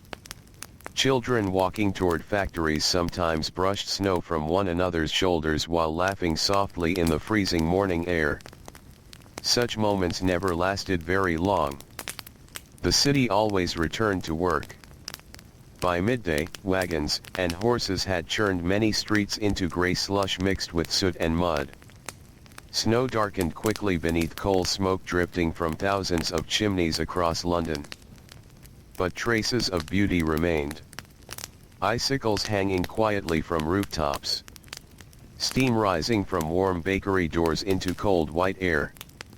Snow-covered churchyards glowing faintly beneath winter sunlight. Victorian children learned to notice small beauty because their lives often contained so little softness otherwise. Inside factories, winter mornings began before daylight reached the windows. Gas lamps flickered above rows of machinery while workers stamped snow from boots beside crowded entrances. Wet coats hung heavily near stoves where steam slowly rose from damp fabric. The factories smelled stronger during winter. Coal smoke mixed with oil, wet wool, machine grease, and warm metal. Children moving through the crowded rooms carried traces of snow melting into puddles beneath their shoes while machinery thundered endlessly around them. Outside, snowfall continued drifting quietly over the city.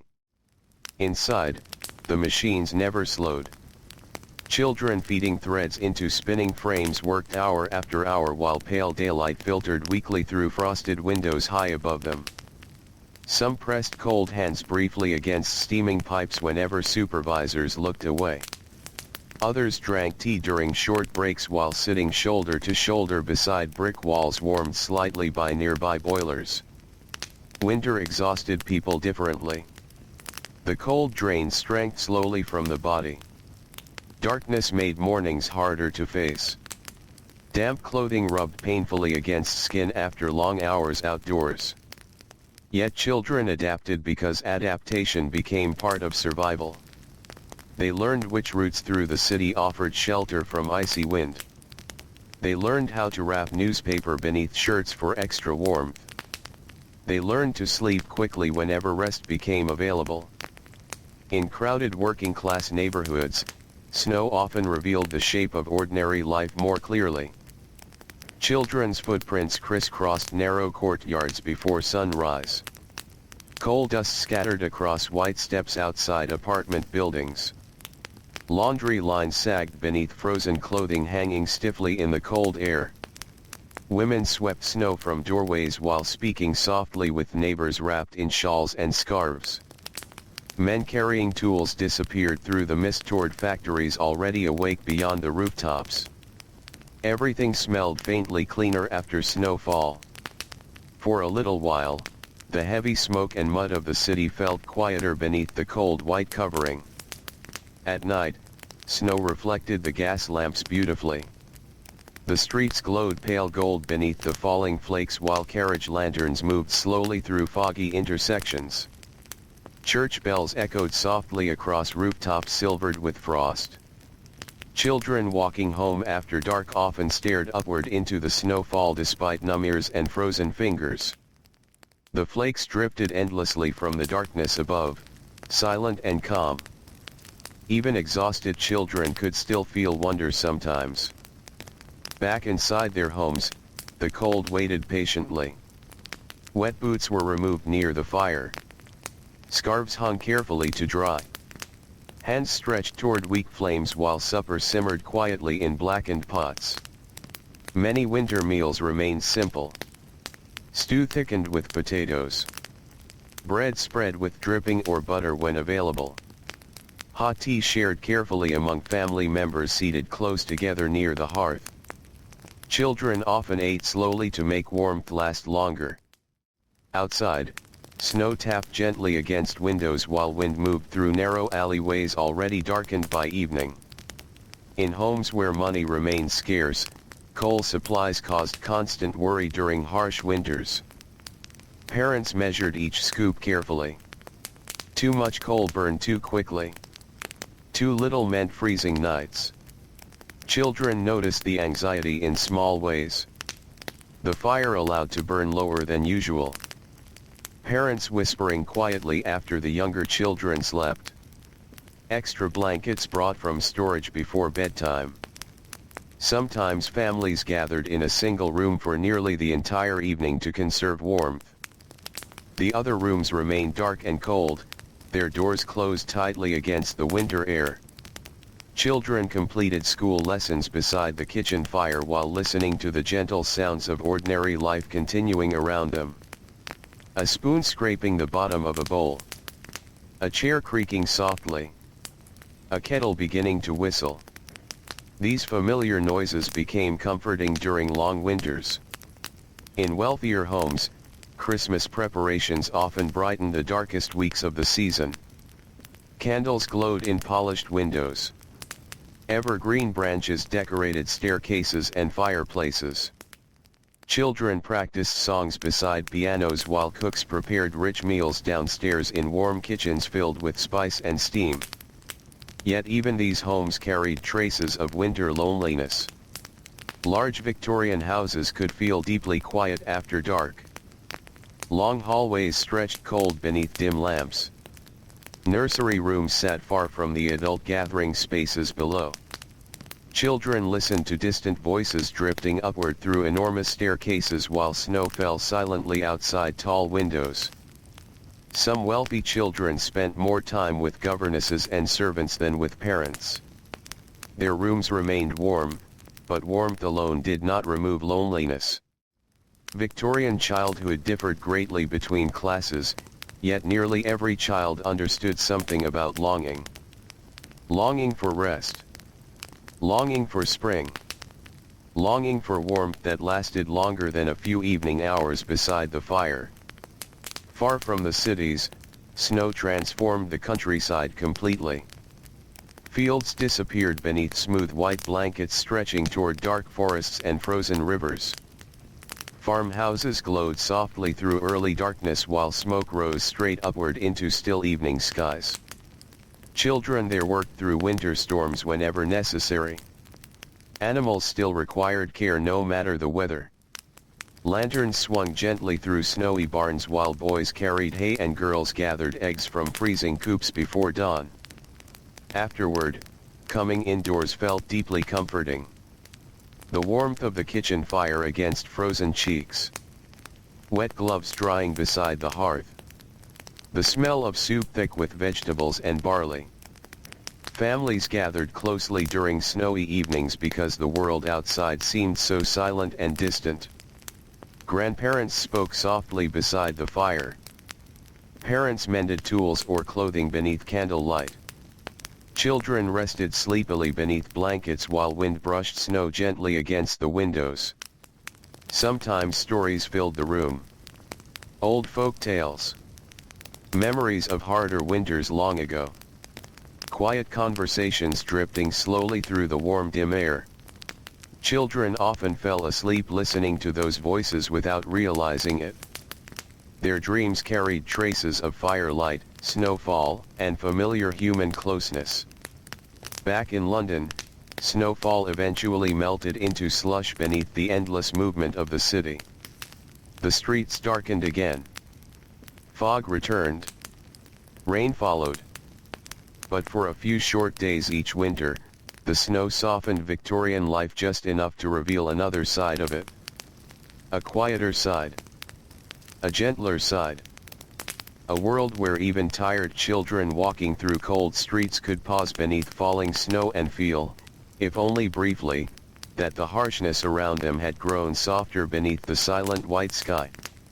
And later, long after midnight, when the fires burned low and the city settled into darkness once again, snow continued drifting gently across rooftops while children slept beneath patched blankets, their breathing slow and peaceful inside the cold quiet rooms of Victorian England.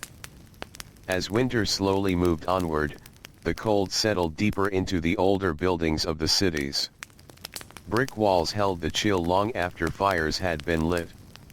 Wooden staircases creaked softly in the night air. Window panes remained cloudy with frost during the mornings, even inside rooms where families had slept closely together beneath heavy blankets. Children noticed these things without speaking about them. They noticed how the corners of bedrooms always felt colder than the rest of the room. They noticed which floorboards stung most beneath bare feet before sunrise. They noticed how quickly warmth disappeared once the fire faded into glowing ash after midnight. The body learned these patterns quietly. A child waking during the night might pull the blanket tighter without fully opening their eyes. Another might curl closer beside a sibling for warmth while wind moved softly around the outside walls. Victorian winters shaped sleep itself. Many children slept lightly because the cold interrupted rest again and again through the night. Coughing echoed through crowded homes. Babies cried softly beneath wool blankets. Somewhere downstairs, a dying fire shifted gently inside the hearth.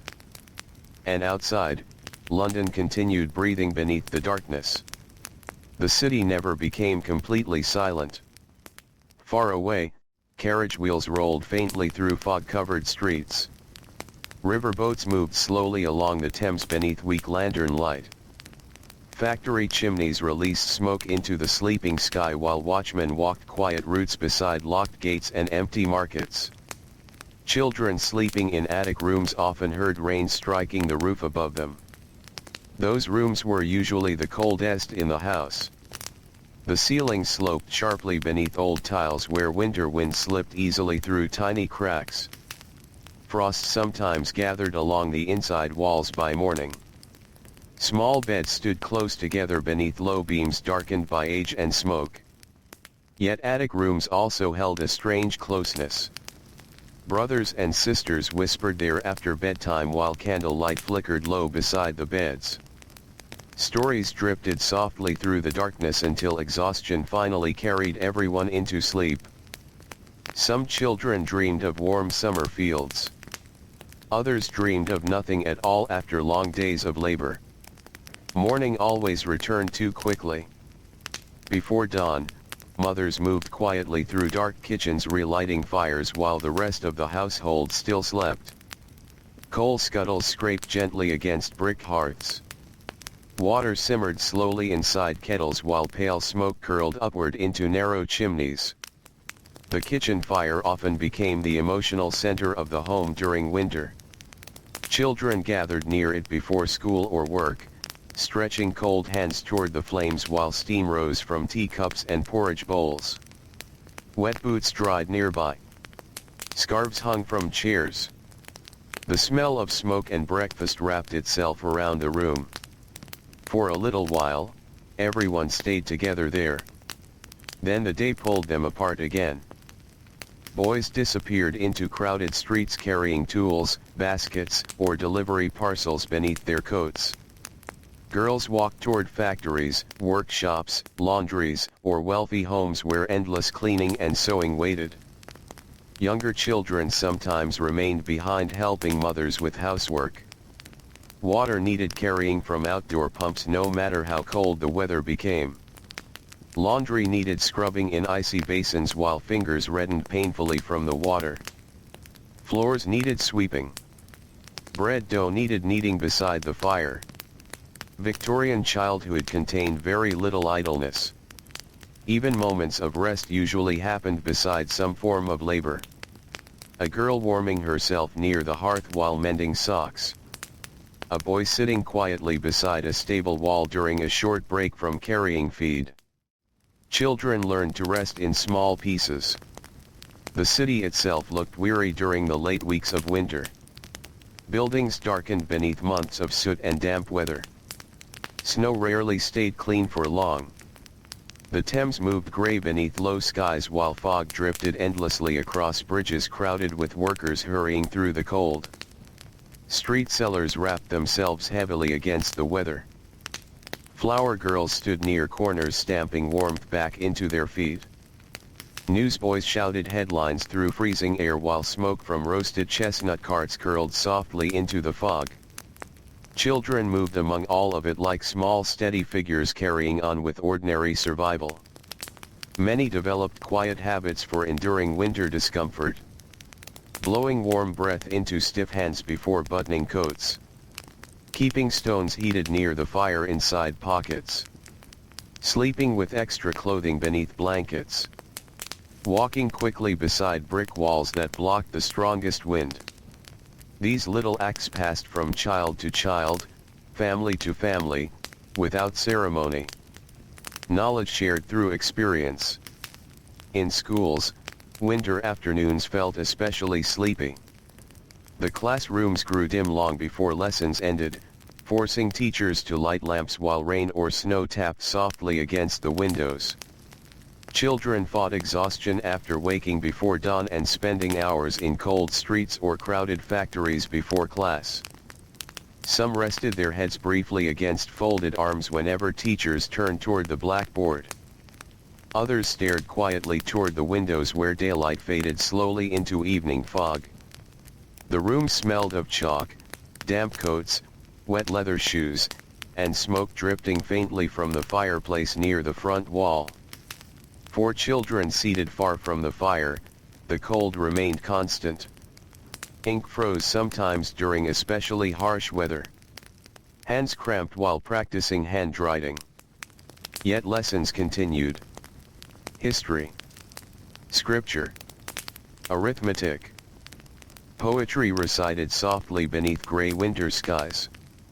Outside the school buildings, the city darkened once again. Evening markets glowed warmly against the fog while workers crowded narrow streets returning home after long days of labor. Shops displayed candles, wool scarves, loaves of bread, and steaming food behind fogged windows. Children walking home often slowed near those windows.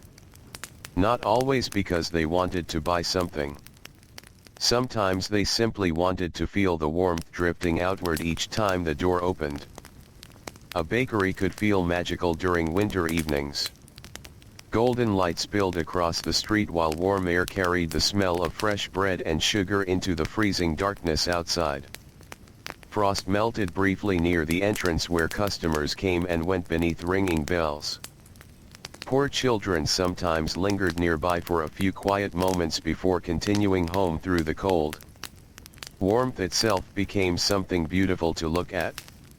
Inside homes, evening routines unfolded slowly beneath candlelight. The youngest children were washed first beside basins of warmed water carried carefully from the stove. Faces reddened from scrubbing. Damp hair was combed gently while mothers spoke softly through their own exhaustion. Supper simmered nearby. Steam fogged the windows. The fire crackled low inside the hearth. These scenes repeated themselves across thousands of Victorian homes every winter evening. Tiny islands of light and warmth surrounded by dark streets and cold rain. In wealthier houses, servants prepared baths carried bucket by bucket upstairs into large bedrooms while children sat near fireplaces reading or sewing beneath gaslight. Heavy curtains blocked drafts from tall windows. Thick rugs softened the floors. Yet even there, the season still shaped daily life. Water pipes froze. Hallways stayed chilly. The darkness arrived early and lingered long after breakfast. Winter touched every household in its own way. Late at night, after the city quieted, another world slowly emerged. Street sweepers moved silently beneath gas lamps. Night watchmen carried lanterns along empty roads. Hospital windows glowed faintly through the fog while doctors and nurses remained awake beside the sick. Children sometimes woke during these hours without knowing why. Perhaps from cold. Perhaps from distant sounds rising through the sleeping house. They listened quietly beneath the blankets while darkness surrounded the room. A cough downstairs. Wind against the chimney. Church bells marking another hour somewhere beyond the rooftops. Then slowly sleep returned. The body surrendered once more to exhaustion. And outside, winter continued its long patient journey through the streets, rivers, villages, factories, and quiet sleeping homes of Victorian England. In coastal towns, storms often arrived during the deepest part of night. Rain struck windows violently while ocean wind rattled roofs above tiny cottages near the harbor. Children woke listening to waves crashing against docks hidden beyond the darkness. Their fathers might already be awake downstairs preparing fishing gear by lantern light. Their mothers might sit near the fire sewing heavy coats while waiting anxiously for morning weather reports carried by sailors returning from the sea. Storms made homes feel smaller and closer. Families gathered tightly around the hearth while wind roared outside beyond the windows. The fire became brighter against the darkness. Voices softened instinctively. Children often felt safest during those moments despite the weather. Because everyone was together. Perhaps that became one of the quiet truths of Victorian childhood. Warmth rarely came from comfort alone. It came from nearness. From crowded kitchens. From shared blankets. From tired parents staying awake beside sick beds. From siblings whispering together beneath attic roofs while snow or rain moved softly through the night outside. and as another winter evening faded toward midnight, countless children across England drifted slowly into sleep once more, carrying with them the steady familiar rhythm of cold days, dim firelight, and the small enduring warmth of human closeness. By February, winter often felt endless. The excitement that sometimes arrived with the first snowfall had long disappeared. Streets remained wet and gray beneath tired skies. Trees stood bare beside frozen parks and muddy roads.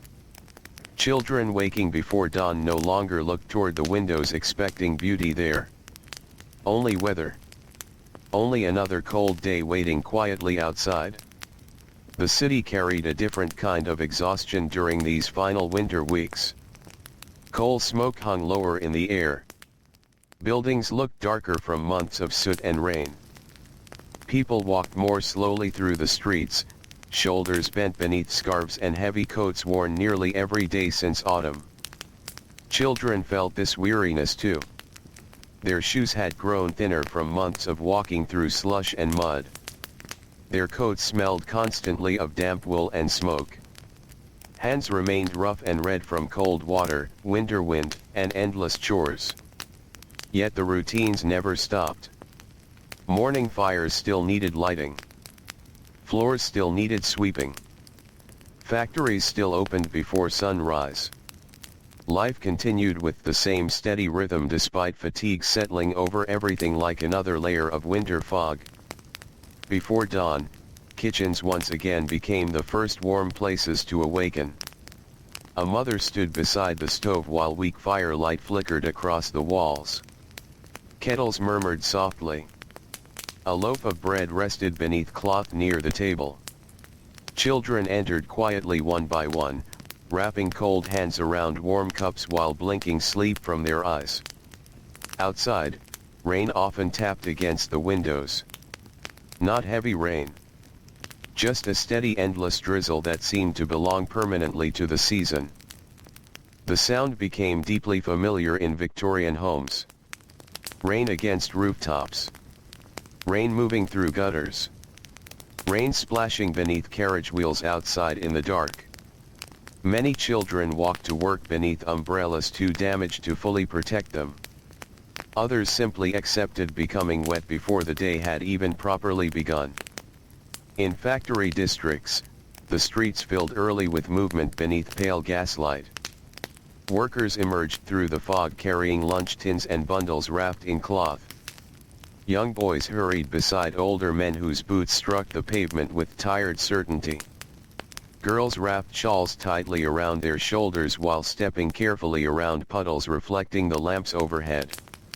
The smell of wet coal smoke drifted through every street. London winters lived inside the lungs. Children breathed smoke from factories, smoke from chimneys, smoke from trains, smoke from thousands of small household fires struggling against the cold. Their clothing absorbed the smell completely. Even blankets carried traces of it. At school, teachers noticed how tired many children became during late winter. Some coughed through entire lessons.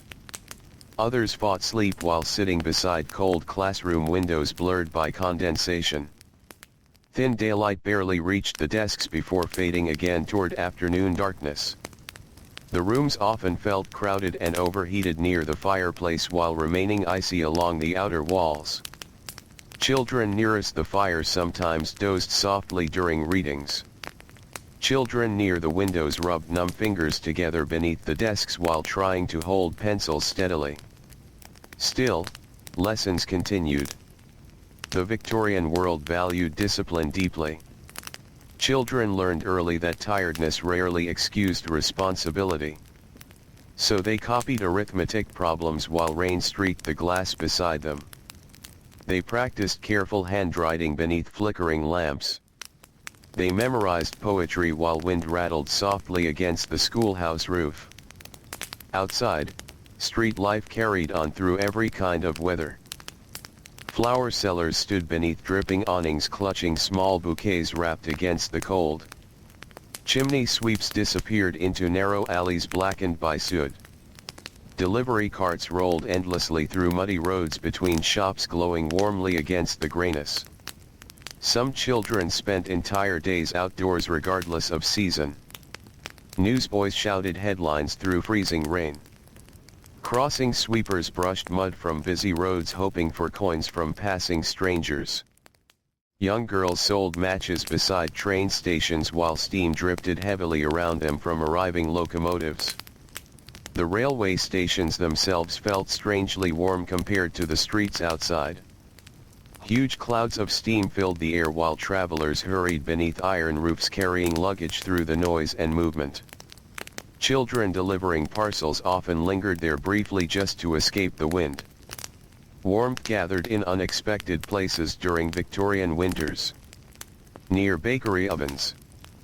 Inside crowded pubs where light spilled through the windows. Beside factory boilers humming softly behind brick walls. Children learned the geography of warmth across the city without ever thinking of it that way. They knew which corners blocked the strongest wind. Which bridges felt coldest after dark. Which shopkeepers allowed children to stand near the entrance for a few moments during storms. Small kindnesses mattered deeply. A baker handing over stale bread at closing time. A laundress warming a child's frozen hands beside steaming wash tubs. A cab driver allowing a soaked newsboy to shelter briefly from heavy rain. Victorian life could be harsh, but tenderness still existed quietly within it. Often unnoticed. Often ordinary. At home during late winter evenings, the fire became more important than ever. Coal supplies frequently ran low before spring arrived. Families burned smaller fires and gathered more closely around them. Some children completed chores wearing gloves indoors because the rooms beyond the kitchen remained too cold. Parents worried silently over money. Winter always cost more. More coal. More candles. More food for growing children trapped indoors by bad weather. A single illness could push struggling families toward disaster during these months.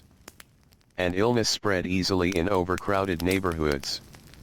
Narrow streets remained damp for weeks at a time. Basement homes rarely dried properly.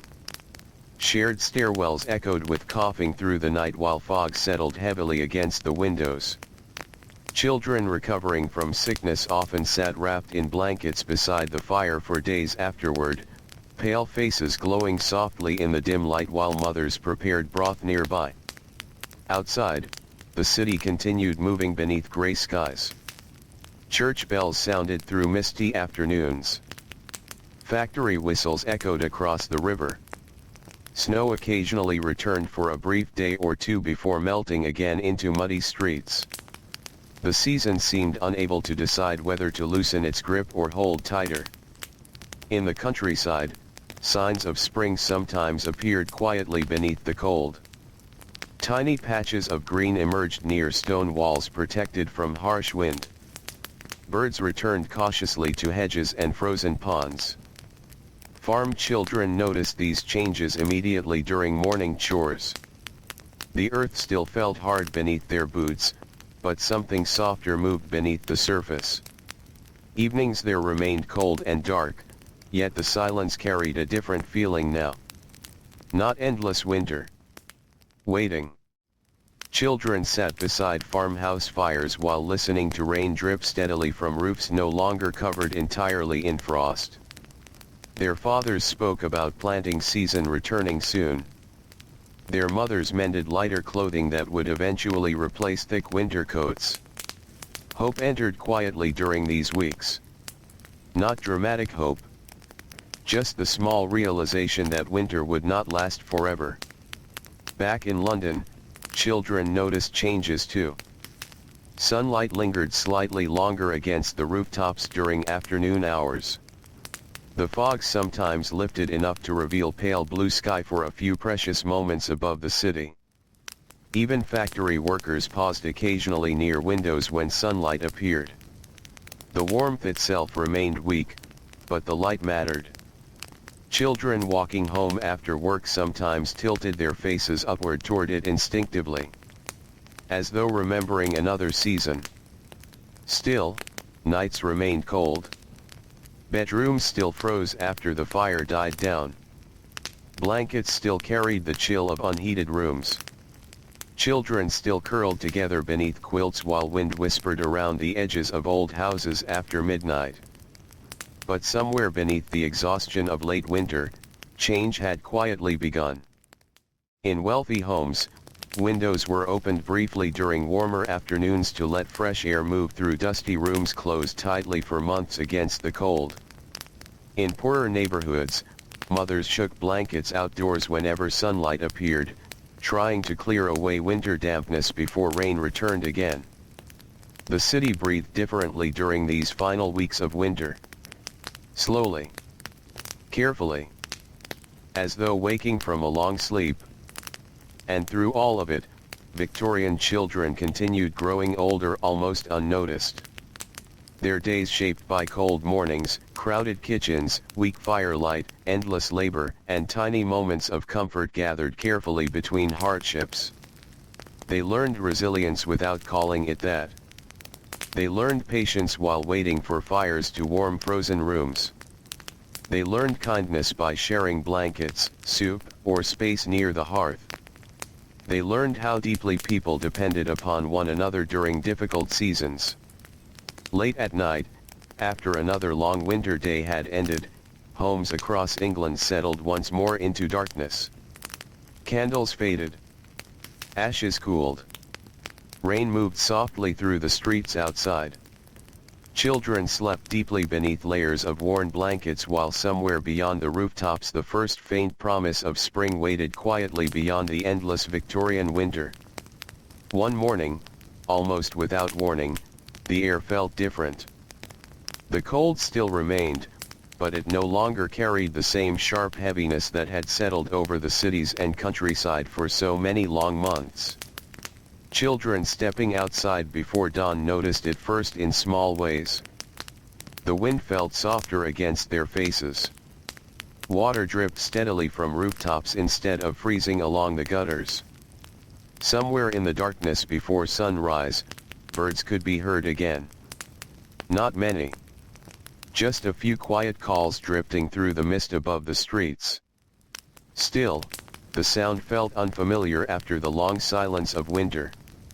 London remained grey, of course. Smoke still rose from thousands of chimneys into pale skies. Fog still gathered above the Thames during the early morning hours. Factory whistles still echoed through narrow streets lined with damp brick houses. But beneath all of it, the city seemed to loosen slightly. Children walking to work no longer saw frost covering every window. Snow had disappeared from most roads, leaving behind muddy streets crowded with wagons and tired horses splashing through shallow puddles. The season was changing slowly. Victorian children noticed change carefully because they spent so much of life outdoors and close to the ordinary rhythms of weather. A boy delivering bread before sunrise might pause beside a bakery doorway and realize the morning no longer felt quite so bitterly cold. A girl carrying laundry through a courtyard might notice tiny green shoots emerging beside the stone wall where sunlight touched longest during the afternoon. These things mattered. After endless months of grayness and cold rooms, even the smallest sign of spring felt comforting. Inside homes, the fires still burned every morning, but less coal was needed now. Mothers no longer worried quite as desperately about empty coal buckets. Windows could sometimes open briefly during the afternoon without freezing the entire room. Damp blankets hanging near the hearth dried faster in the softer air. Children felt the difference most strongly at night. Bedrooms still remained chilly after the fire faded, yet the cold no longer seemed to creep so deeply into the blankets and walls. Sleep came easier without icy wind pressing constantly against the windows. Many children still woke coughing from winter illnesses that lingered stubbornly through the season's final weeks. Thin bodies weakened by cold weather and long labor recovered slowly. Yet there was more light now. And light changed people. In factories, sunlight reached the windows longer into the evening. Workers glanced upward occasionally when pale golden beams slipped through the smoke and steam inside the great industrial rooms. Dust floated through the light like tiny drifting clouds. Children standing beside spinning machines sometimes paused for the briefest moment simply to feel warmth touching their faces again. Outside the factories, markets grew livelier. Street sellers arranged early spring vegetables beside carts darkened by rain and soot. Flower girls carried tiny bunches of snowdrops and crocuses through the crowded roads. Their colors looked almost startling against the grayness of the city. People walked differently too. Winter exhaustion slowly lifted from shoulders bent for months against freezing wind and endless rain. Conversations lingered slightly longer outside shop doors. Children played briefly in alleyways before being called back toward chores or work. The city itself seemed to breathe more deeply. In poorer neighborhoods, mothers carried bedding outdoors during dry afternoons to air beneath weak sunlight. Curtains were washed. Floors scrubbed. Tiny rooms closed tightly against winter weather were opened carefully to fresh air drifting through the streets. Children helped with all of it. Blankets shaken from attic windows. Winter clothes folded and repaired. Water carried endlessly between pump and kitchen. The work never disappeared, but it changed with the season. In wealthier districts, servants opened heavy curtains each morning to let sunlight fall across carpets and polished furniture that had remained dim all winter long. Gardens began showing signs of life beneath the bare trees. Children in large houses spent more time outdoors now. Not because Victorian childhood suddenly became carefree, but because the air itself invited movement again. The park slowly awakened. Grass emerged through muddy earth. Birds gathered in branches above pathways still wet from winter rain. Carriages rolled beside blooming hedges while nurses pushed prams beneath pale afternoon skies. Even poor children passing through the parks on errands sometimes slowed to watch the changing season around them. Spring arrived quietly in Victorian England. No sudden transformation. Just small soft changes repeated day after day. A little more sunlight. A little less frost. A little more birdsong drifting through the smoky air. In the countryside, the change felt even stronger. Farm children woke before dawn to fields slowly turning green beneath the fading winter skies. The earth softened beneath their boots while streams swelled gently with rainwater moving through thawing land. Lambs appeared in distant fields. Birds nested in hedgerows. The smell of wet soil replaced the hard frozen scent of winter air. Children still worked long hours outdoors, but now the labor carried a different feeling. Not endurance against cold. Preparation for growth. Fathers repaired fences damaged by winter storms. Mothers planted early vegetables beside cottage gardens while children carried water buckets through muddy paths brightened by tiny wildflowers. Evenings lasted longer now. Families no longer gathered in darkness immediately after supper. Pale sunlight lingered faintly beyond the windows while birds continued singing outside the cottages. The fire still burned, but people no longer crowded desperately around it seeking warmth. Instead they sat more peacefully beside it while fresh evening air drifted gently through cracked windows. Children often grew sleepy listening to those sounds. The soft clatter of dishes being washed. Wind moving through trees beginning to bud again. The low murmur of adult voices discussing planting, work, and the coming summer months. Victorian childhood remained difficult in every season. Factories still demanded labor. Poor families still struggled for food and rent. Illness still moved quietly through crowded streets and damp homes. Yet spring softened certain hardships, even if only slightly. Children who had spent months walking through darkness now returned home beneath lingering evening light. Wet shoes dried more easily. The air smelled cleaner after rain. Tiny moments of beauty appeared unexpectedly throughout ordinary days. A flowering tree glimpsed between factory buildings. Sunlight shining across the Thames. Laundry fluttering gently in warmer wind above crowded courtyards. For children accustomed to hardship, these small things could feel enormous. In fishing villages along the coast, the sea changed with the season as well. Storms became less violent. Harbor water reflected pale blue skies between drifting clouds. Fishing boats returned beneath softer evening light while children waited near the docks listening to gulls circling overhead. Cottages opened doors and windows to fresh ocean air carrying the smell of salt and seaweed through rooms darkened all winter by smoke and rain. Women scrubbed floors. Nets dried outdoors. Children raced briefly along the harbor walls before being called home for supper. Even there, life remained filled with labor and uncertainty. But winter's tight grip had loosened. At night, Victorian cities looked different now. The gas lamps still glowed through the streets, yet they reflected against wet spring pavement instead of snow and ice. Fog appeared less often. Warm rain replaced freezing storms. Children sleeping beneath attic roofs heard different sounds through the open cracks of their windows. Dripping water. Birdsong before dawn. The distant laughter of people lingering outdoors slightly later into the evening. The season itself seemed gentler. And still, through all these changes, children carried the lessons winter had taught them. They still rose early. Still worked hard. Still treasured warmth, food, and closeness because they knew how easily such comforts could disappear. Perhaps that was one quiet truth of Victorian childhood. Spring did not erase hardship. It simply placed softer light around it for a little while.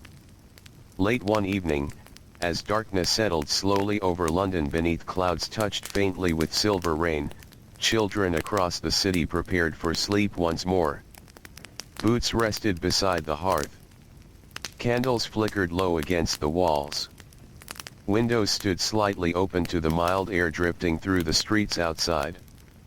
And as the final fires glowed softly in kitchens and bedrooms throughout England, countless children drifted peacefully toward sleep carrying with them the memory of long cold winters and the quiet gentle promise that warmth, however temporary, would always return again.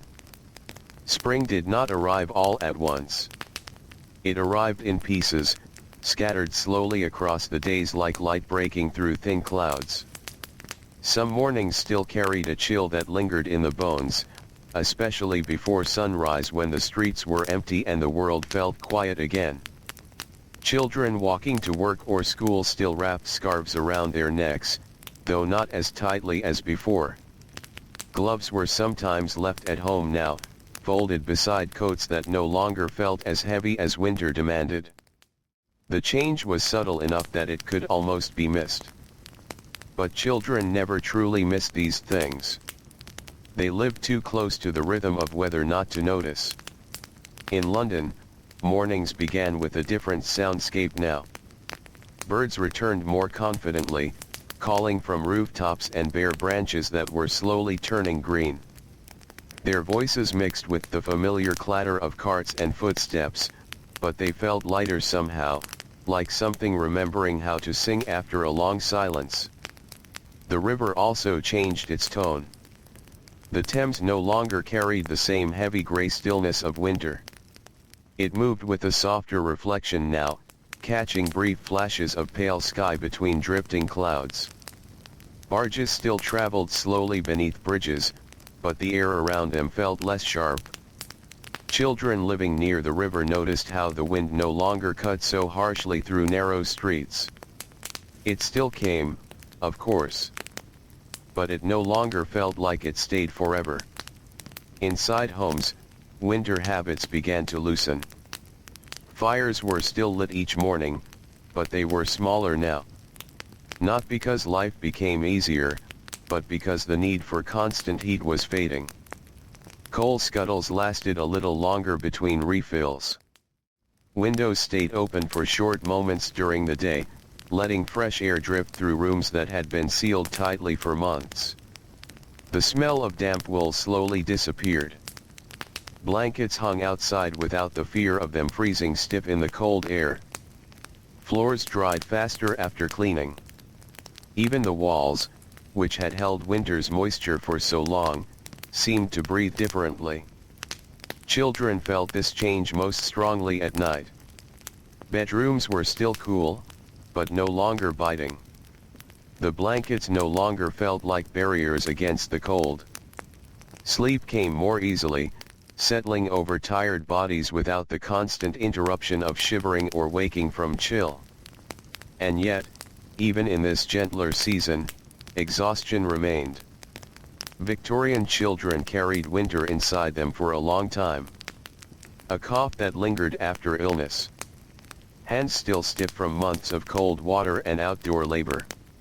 Tiredness that had become part of the body's memory. Spring did not erase these things quickly. It only gave space for recovery. In factories, the changing season showed itself in small ways. Doors were opened slightly during the day to let air circulate through crowded rooms filled with heat and machinery. Dust floated differently in the warmer light, drifting upward instead of settling so heavily. Workers paused occasionally at windows where fresh air replaced the stale weight of winter interiors. Children working there felt the difference in their bodies. The constant ache from cold mornings eased slightly. The sharp sting in fingers faded during early hours. Even the long walks home felt less punishing without frozen wind pressing against their faces. Outside, the city began to shift in appearance. Mud gave way to damp earth instead of endless slush. Grass appeared in forgotten corners between stones and broken walls. Small patches of color returned to window boxes and narrow gardens squeezed between buildings. Flower sellers moved into busier streets. Their baskets filled with early blooms that seemed almost fragile against the noise of the city. Inside poorer neighborhoods, families used the warmer days to repair what winter had damaged. Broken windows were patched. Leaky roofs mended. Clothing sewn and washed more thoroughly in daylight that finally lasted longer into the evening. Children helped wherever they could. Carrying water. Scrubbing floors. Holding tools steady while parents worked on repairs. The labor did not disappear. But it shifted.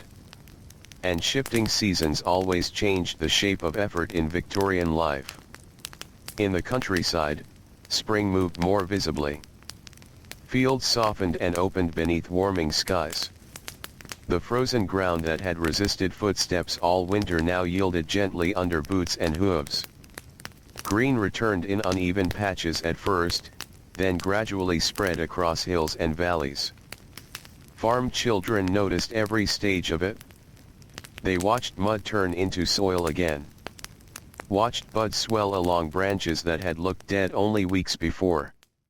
Watched lambs stumble across fields that once lay silent beneath snow and frost. Morning chores became less harsh.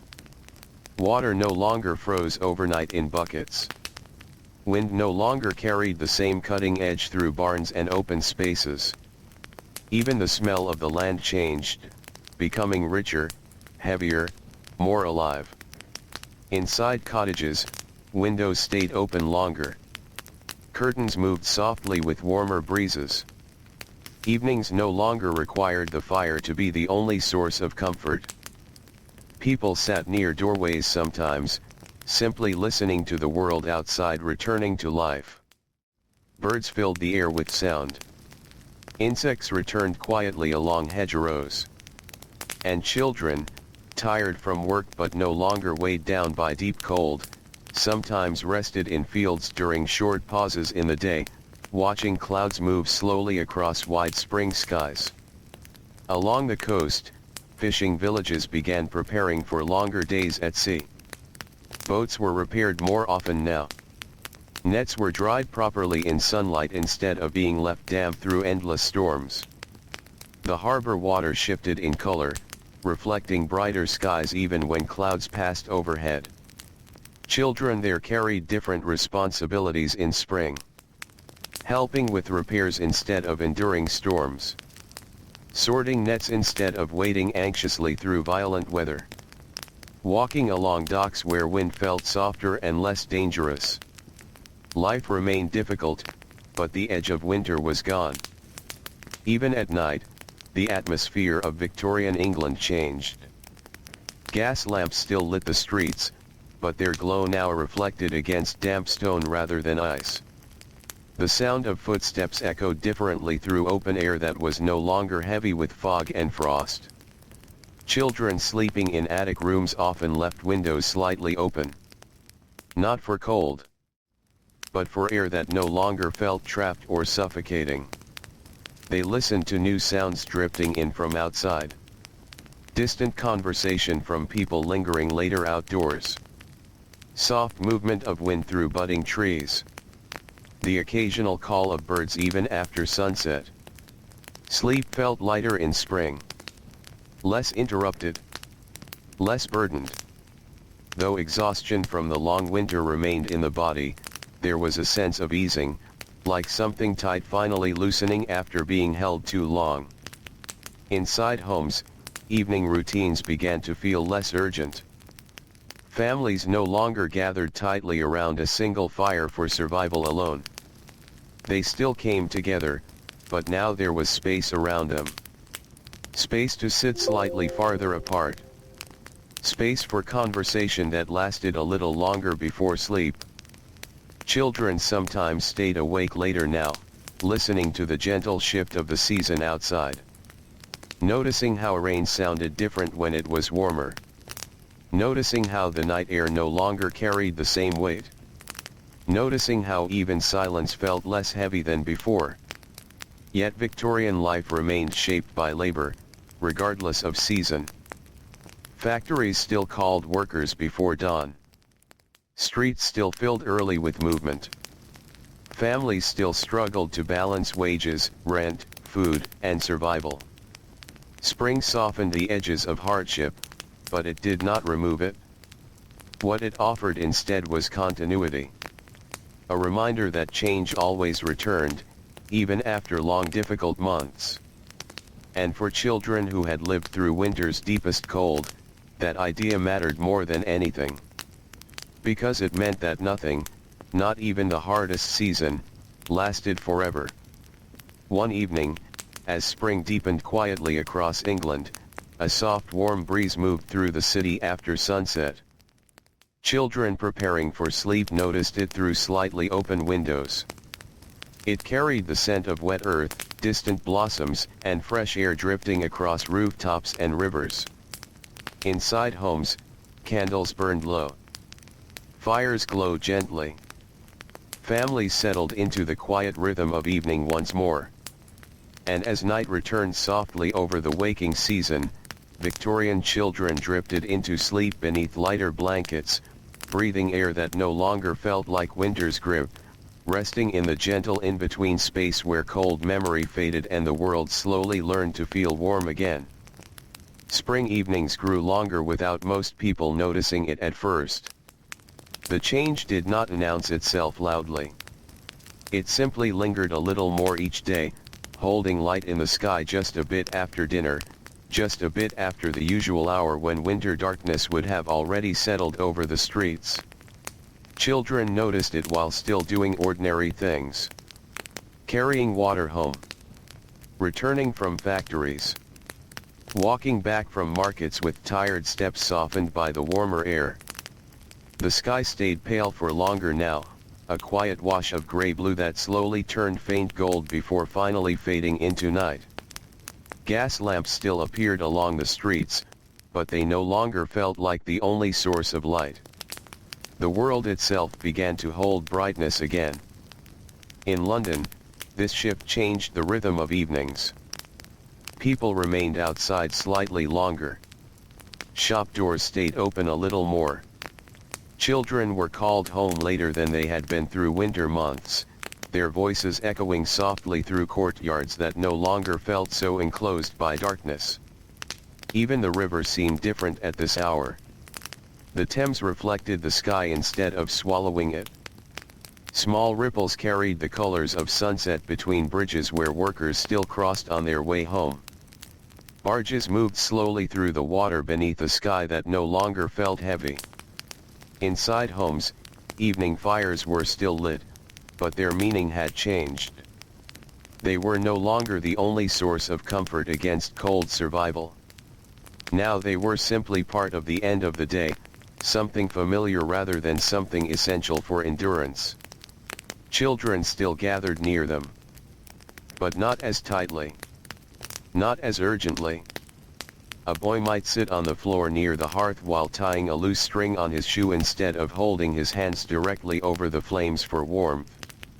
A girl might lean against a chair while reading by candlelight, no longer needing to press as close to the fire just to stay comfortable. The rooms themselves felt different. Walls no longer held winter's damp heaviness. Floors no longer carried the constant chill that had settled into them for months. Even old houses seemed to loosen, as if relieved by the changing air. In poorer neighborhoods, the transformation came slowly but steadily. Laundry dried faster on lines stretched between narrow buildings. Basement rooms lost some of their cold, damp smell. Windows opened more often during daylight hours, letting in air that felt lighter than before. Children helped carry this change forward in small, steady ways. Sweeping courtyards that were no longer frozen. Scrubbing steps that no longer carried ice or slush. Carrying baskets through streets that had softened into wet earth instead of winter mud. Life remained full of work. But the weight of cold was easing. In factories, the shift of season brought subtle relief. Machines still thundered through long hours, but the air inside the buildings was less suffocating than during winter months when everything had been sealed tightly against the cold. Doors were left open for longer stretches. Steam rose differently now, less trapped and more drifting. Children working there felt it in their bodies even if they did not think about it in words. Less stiffness in the morning. Less pain in frozen fingers. Less exhaustion from walking through icy air before entering the heat of the machines. Outside, streets became livelier again. Markets filled with early vegetables and spring goods. Flower sellers stood in brighter corners where sunlight reached more easily now. The smell of fresh soil and damp blossoms began to replace the heavy scent of coal that had lingered through winter. People walked with slightly more energy in their steps. Not joy exactly, but release. The countryside reflected this change more clearly than the cities. Fields that had been gray and silent now carried uneven shades of green spreading across hills and low valleys. Streams ran fuller and faster with melted winter water, cutting new paths through softened earth. Farm children moved through mornings that no longer felt harsh against their skin. They still worked early, still worked long hours, but the air no longer bit sharply with every breath. Mist still rose at dawn, but it was softer now, dissolving quickly as light strengthened across the land. Animals moved differently too.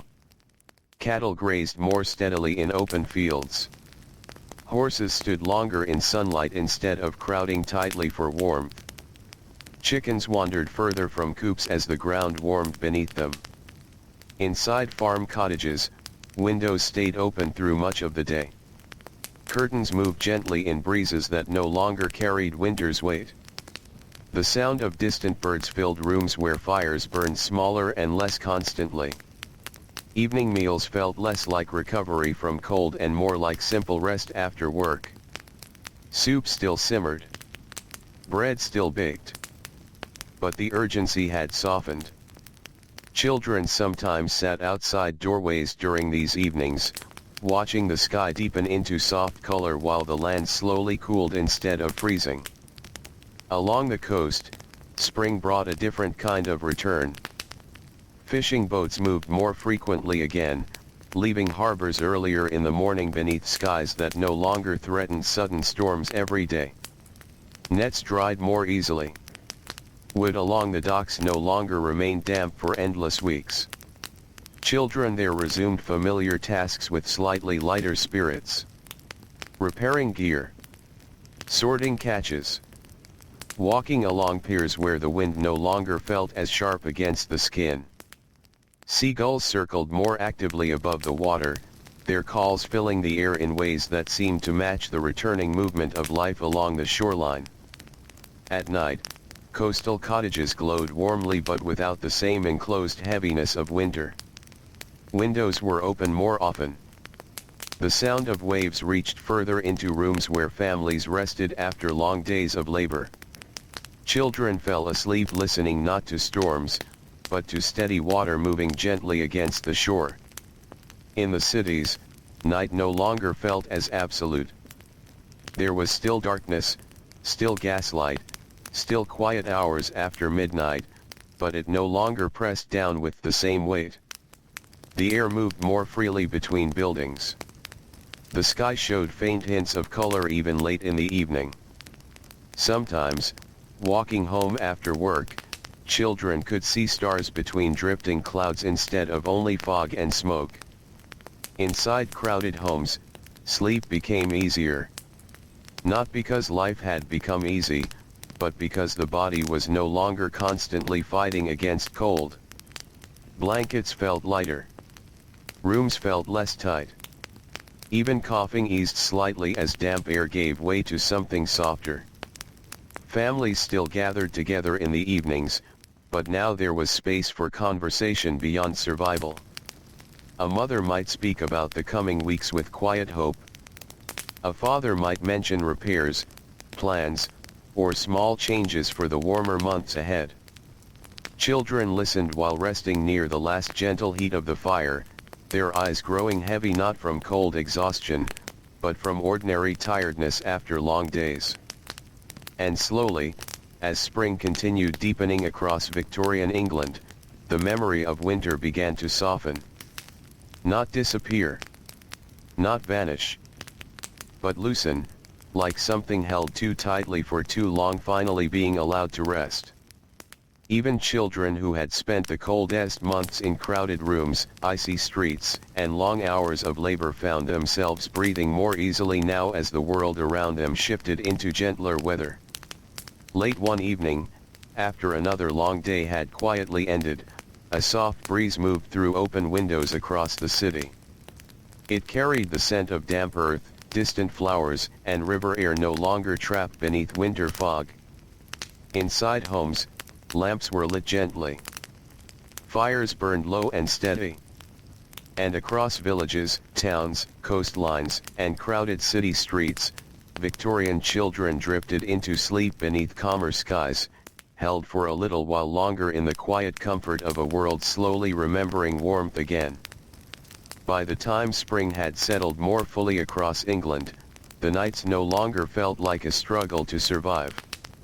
They felt quieter now, softer at the edges, as if the world itself had learned how to rest again after a long and difficult season. Children still went to bed tired, as they always had. But the tiredness was different. It no longer carried the sharp weight of cold and damp and constant resistance against the weather. It was the simpler exhaustion of days lived fully, of work completed, of ordinary hours passing one after another beneath a calmer sky. In many homes, blankets that had felt essential for survival during winter were now simply part of comfort. No longer layered in urgency. No longer wrapped tightly against fear of cold air seeping through walls. They lay more loosely over sleeping children now, moving gently with each breath in rooms that no longer felt frozen when the fire went out. Windows stayed open through the early evening. Not wide. Just enough. just a small opening for air to move through rooms that had been closed for so long during the colder months. That air carried change. It brought in the smell of wet soil from nearby streets, of river wind drifting between buildings, of distant gardens beginning to bloom quietly behind fences and stone walls. Inside Victorian homes, this change was felt in small domestic rhythms. Laundry hung outside during daylight hours and returned dry instead of damp and heavy. Floors stayed cleaner for longer periods between sweeping. Even the sound of footsteps in hallways changed slightly, less muffled by moisture, less weighted by winter's lingering heaviness. Children noticed these things instinctively. They always had. A boy stepping outside before sunrise no longer flinched at the air against his face.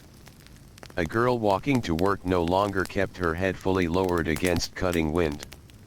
Even early mornings, though still cool, no longer carried the same sense of harsh resistance.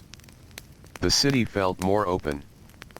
Not physically wider, but less enclosed. In London, spring light reached deeper into streets between buildings. Narrow alleyways that had remained dark through winter now showed patches of brightness during certain hours of the day. Windows reflected the sky more often instead of only smoke and fog. The river changed as well. The Thames moved with a different presence now, reflecting shifting clouds and long streaks of pale sunlight across its surface. Boats passed beneath bridges without the same slow heaviness of frozen air pressing around them. Children near the docks sometimes paused longer than necessary. Not because they were resting, but because the air itself felt easier to stand in. Factories still ran with the same steady rhythm. There was no pause in labor, no easing of demands, no sudden reduction in work. Victorian life continued with its familiar discipline. But the conditions surrounding that labor softened slightly. Doors were opened more often. Light reached deeper into workspaces. The air, though still filled with dust and machinery, no longer felt trapped or stale in the same way it had during winter months. Children working inside these spaces experienced a subtle relief they might not have had words for. They simply knew their bodies felt less strained, less tightly held, less constantly reacting to cold and heat in rapid cycles. Outside, streets grew more active as daylight extended further into evening hours. Markets remained open longer. Families lingered outside after meals. Children played briefly in courtyards and alleyways before being called back inside for rest and preparation for the next day. These small moments of movement became part of spring's rhythm. Not freedom in a grand sense, but small openings within ordinary life. In the countryside, the change was even more visible. Fields had fully begun their slow transformation from brown and gray into layered greens stretching across hills and low valleys. Trees filled out gradually, their branches no longer bare against the sky but softened with leaves that moved gently in warmer wind. Farm children lived closer to this transformation than anyone else. They saw it in everything they touched. In soil that no longer resisted the shovel as harshly. In water that no longer froze overnight. In animals that moved with steadier rhythm through open fields. Morning light came earlier now, and evenings stretched further into softness before darkness returned. Work still filled the days. But the world around the work had changed. Cottages no longer required constant fire just to remain habitable. Smoke rose more lightly from chimneys instead of in heavy, continuous streams. Doors could be opened without immediate concern for cold air rushing inside. Children sometimes rested outside after chores, sitting against stone walls or lying in fields still damp with spring moisture, watching clouds move slowly overhead. In coastal villages, the sea reflected this seasonal change in its own quiet way. Harbors no longer carried the restless tension of winter storms. Water moved more steadily beneath boats tied loosely along docks. Nets dried in open air while fishermen prepared for longer, calmer days at sea. Children in these villages grew used to the sound of gulls again. Not the distant, uncertain cries of winter weather, but the steady presence of birds returning to familiar skies above the water. At night, cottages felt different. Not warmer in temperature alone, but less enclosed. Windows allowed sound and air to pass through gently. The ocean's rhythm could be heard more clearly, steady and continuous beyond the shoreline. Families still gathered around evening fires, but those fires now felt like part of daily life rather than protection against harsh survival. Meals were eaten more slowly.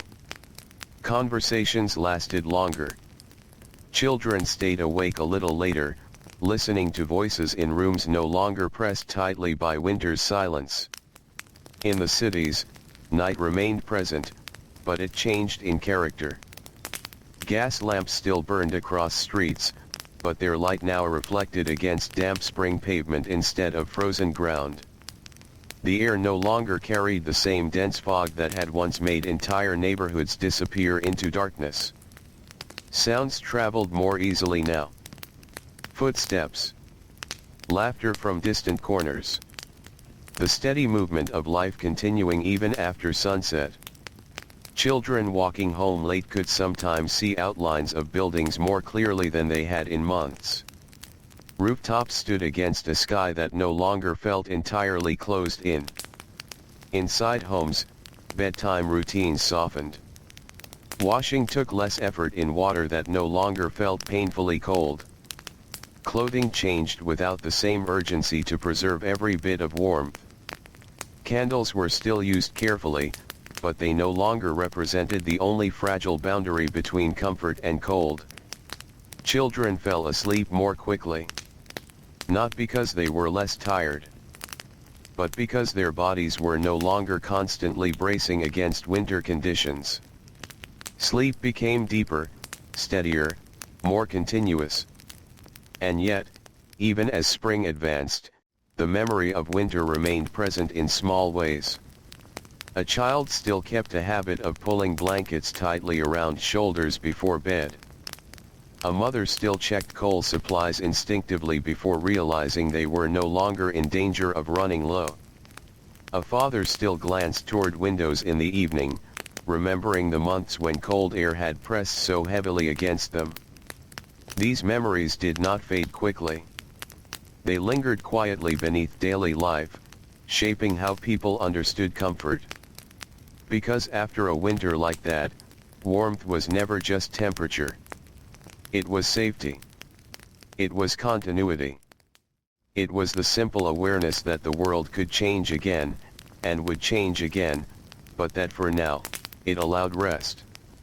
Late in the evening, as another spring day came gently to its close, the sky above England held a soft pale glow stretching across rooftops and rivers. Inside thousands of homes, fires burned low and steady. Windows stood slightly open to the mild air. And across cities, villages, and coastal towns, Victorian children drifted into sleep beneath quieter skies, held in the gentle space between hardship remembered and warmth finally returned. Night in Victorian England always arrived softly in spring. It did not fall like winter darkness had once fallen. It did not press heavily over rooftops or swallow entire streets in fog and cold. Instead, it settled slowly, like a thin veil drawn gently across a living world that was still awake, still breathing, still moving at its steady human pace. Children lay down to sleep while faint light still lingered outside their windows. A pale glow resting over chimney tops. A quiet reflection on damp stone streets. A last softness in the sky before full darkness arrived. Inside homes, the final warmth of the day remained in fading embers. Fireplaces no longer burned fiercely as they had in the coldest months. They held only gentle heat now, enough to comfort rather than to survive. Ash glowed faintly beneath thin layers of charcoal, like memory still holding shape before disappearing. Rooms felt calmer. Less crowded by necessity. Less shaped by urgency. Children lay beneath blankets that no longer carried the weight of winter survival. The fabric felt familiar now, part of ordinary comfort rather than protection against harsh cold pressing through the walls. Some windows stayed open slightly. Not wide. Just enough for night air to pass through. That air was softer now. It carried the scent of distant blossoms, wet earth, and river wind moving quietly through sleeping streets. It did not rush in. It simply arrived, stayed for a moment, and drifted onward. Outside, the world continued in its gentle rhythm. A carriage passed somewhere far down a road. A dog barked briefly and then fell silent again. Water moved along gutters left behind by an earlier rain. And then, slowly, even these sounds became part of the larger quiet. Victorian children drifted into sleep in rooms that still carried traces of their long winter. The memory of cold walls. The memory of frozen mornings. The memory of endless days when warmth had to be earned, gathered, protected, shared carefully. Those memories did not disappear. They simply softened. Like worn fabric that has been handled too many times to remain sharp.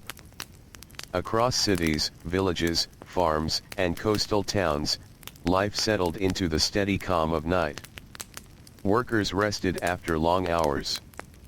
Families gathered in the final stillness before sleep. Homes, whether large or small, rich or poor, held their own quiet version of the same moment.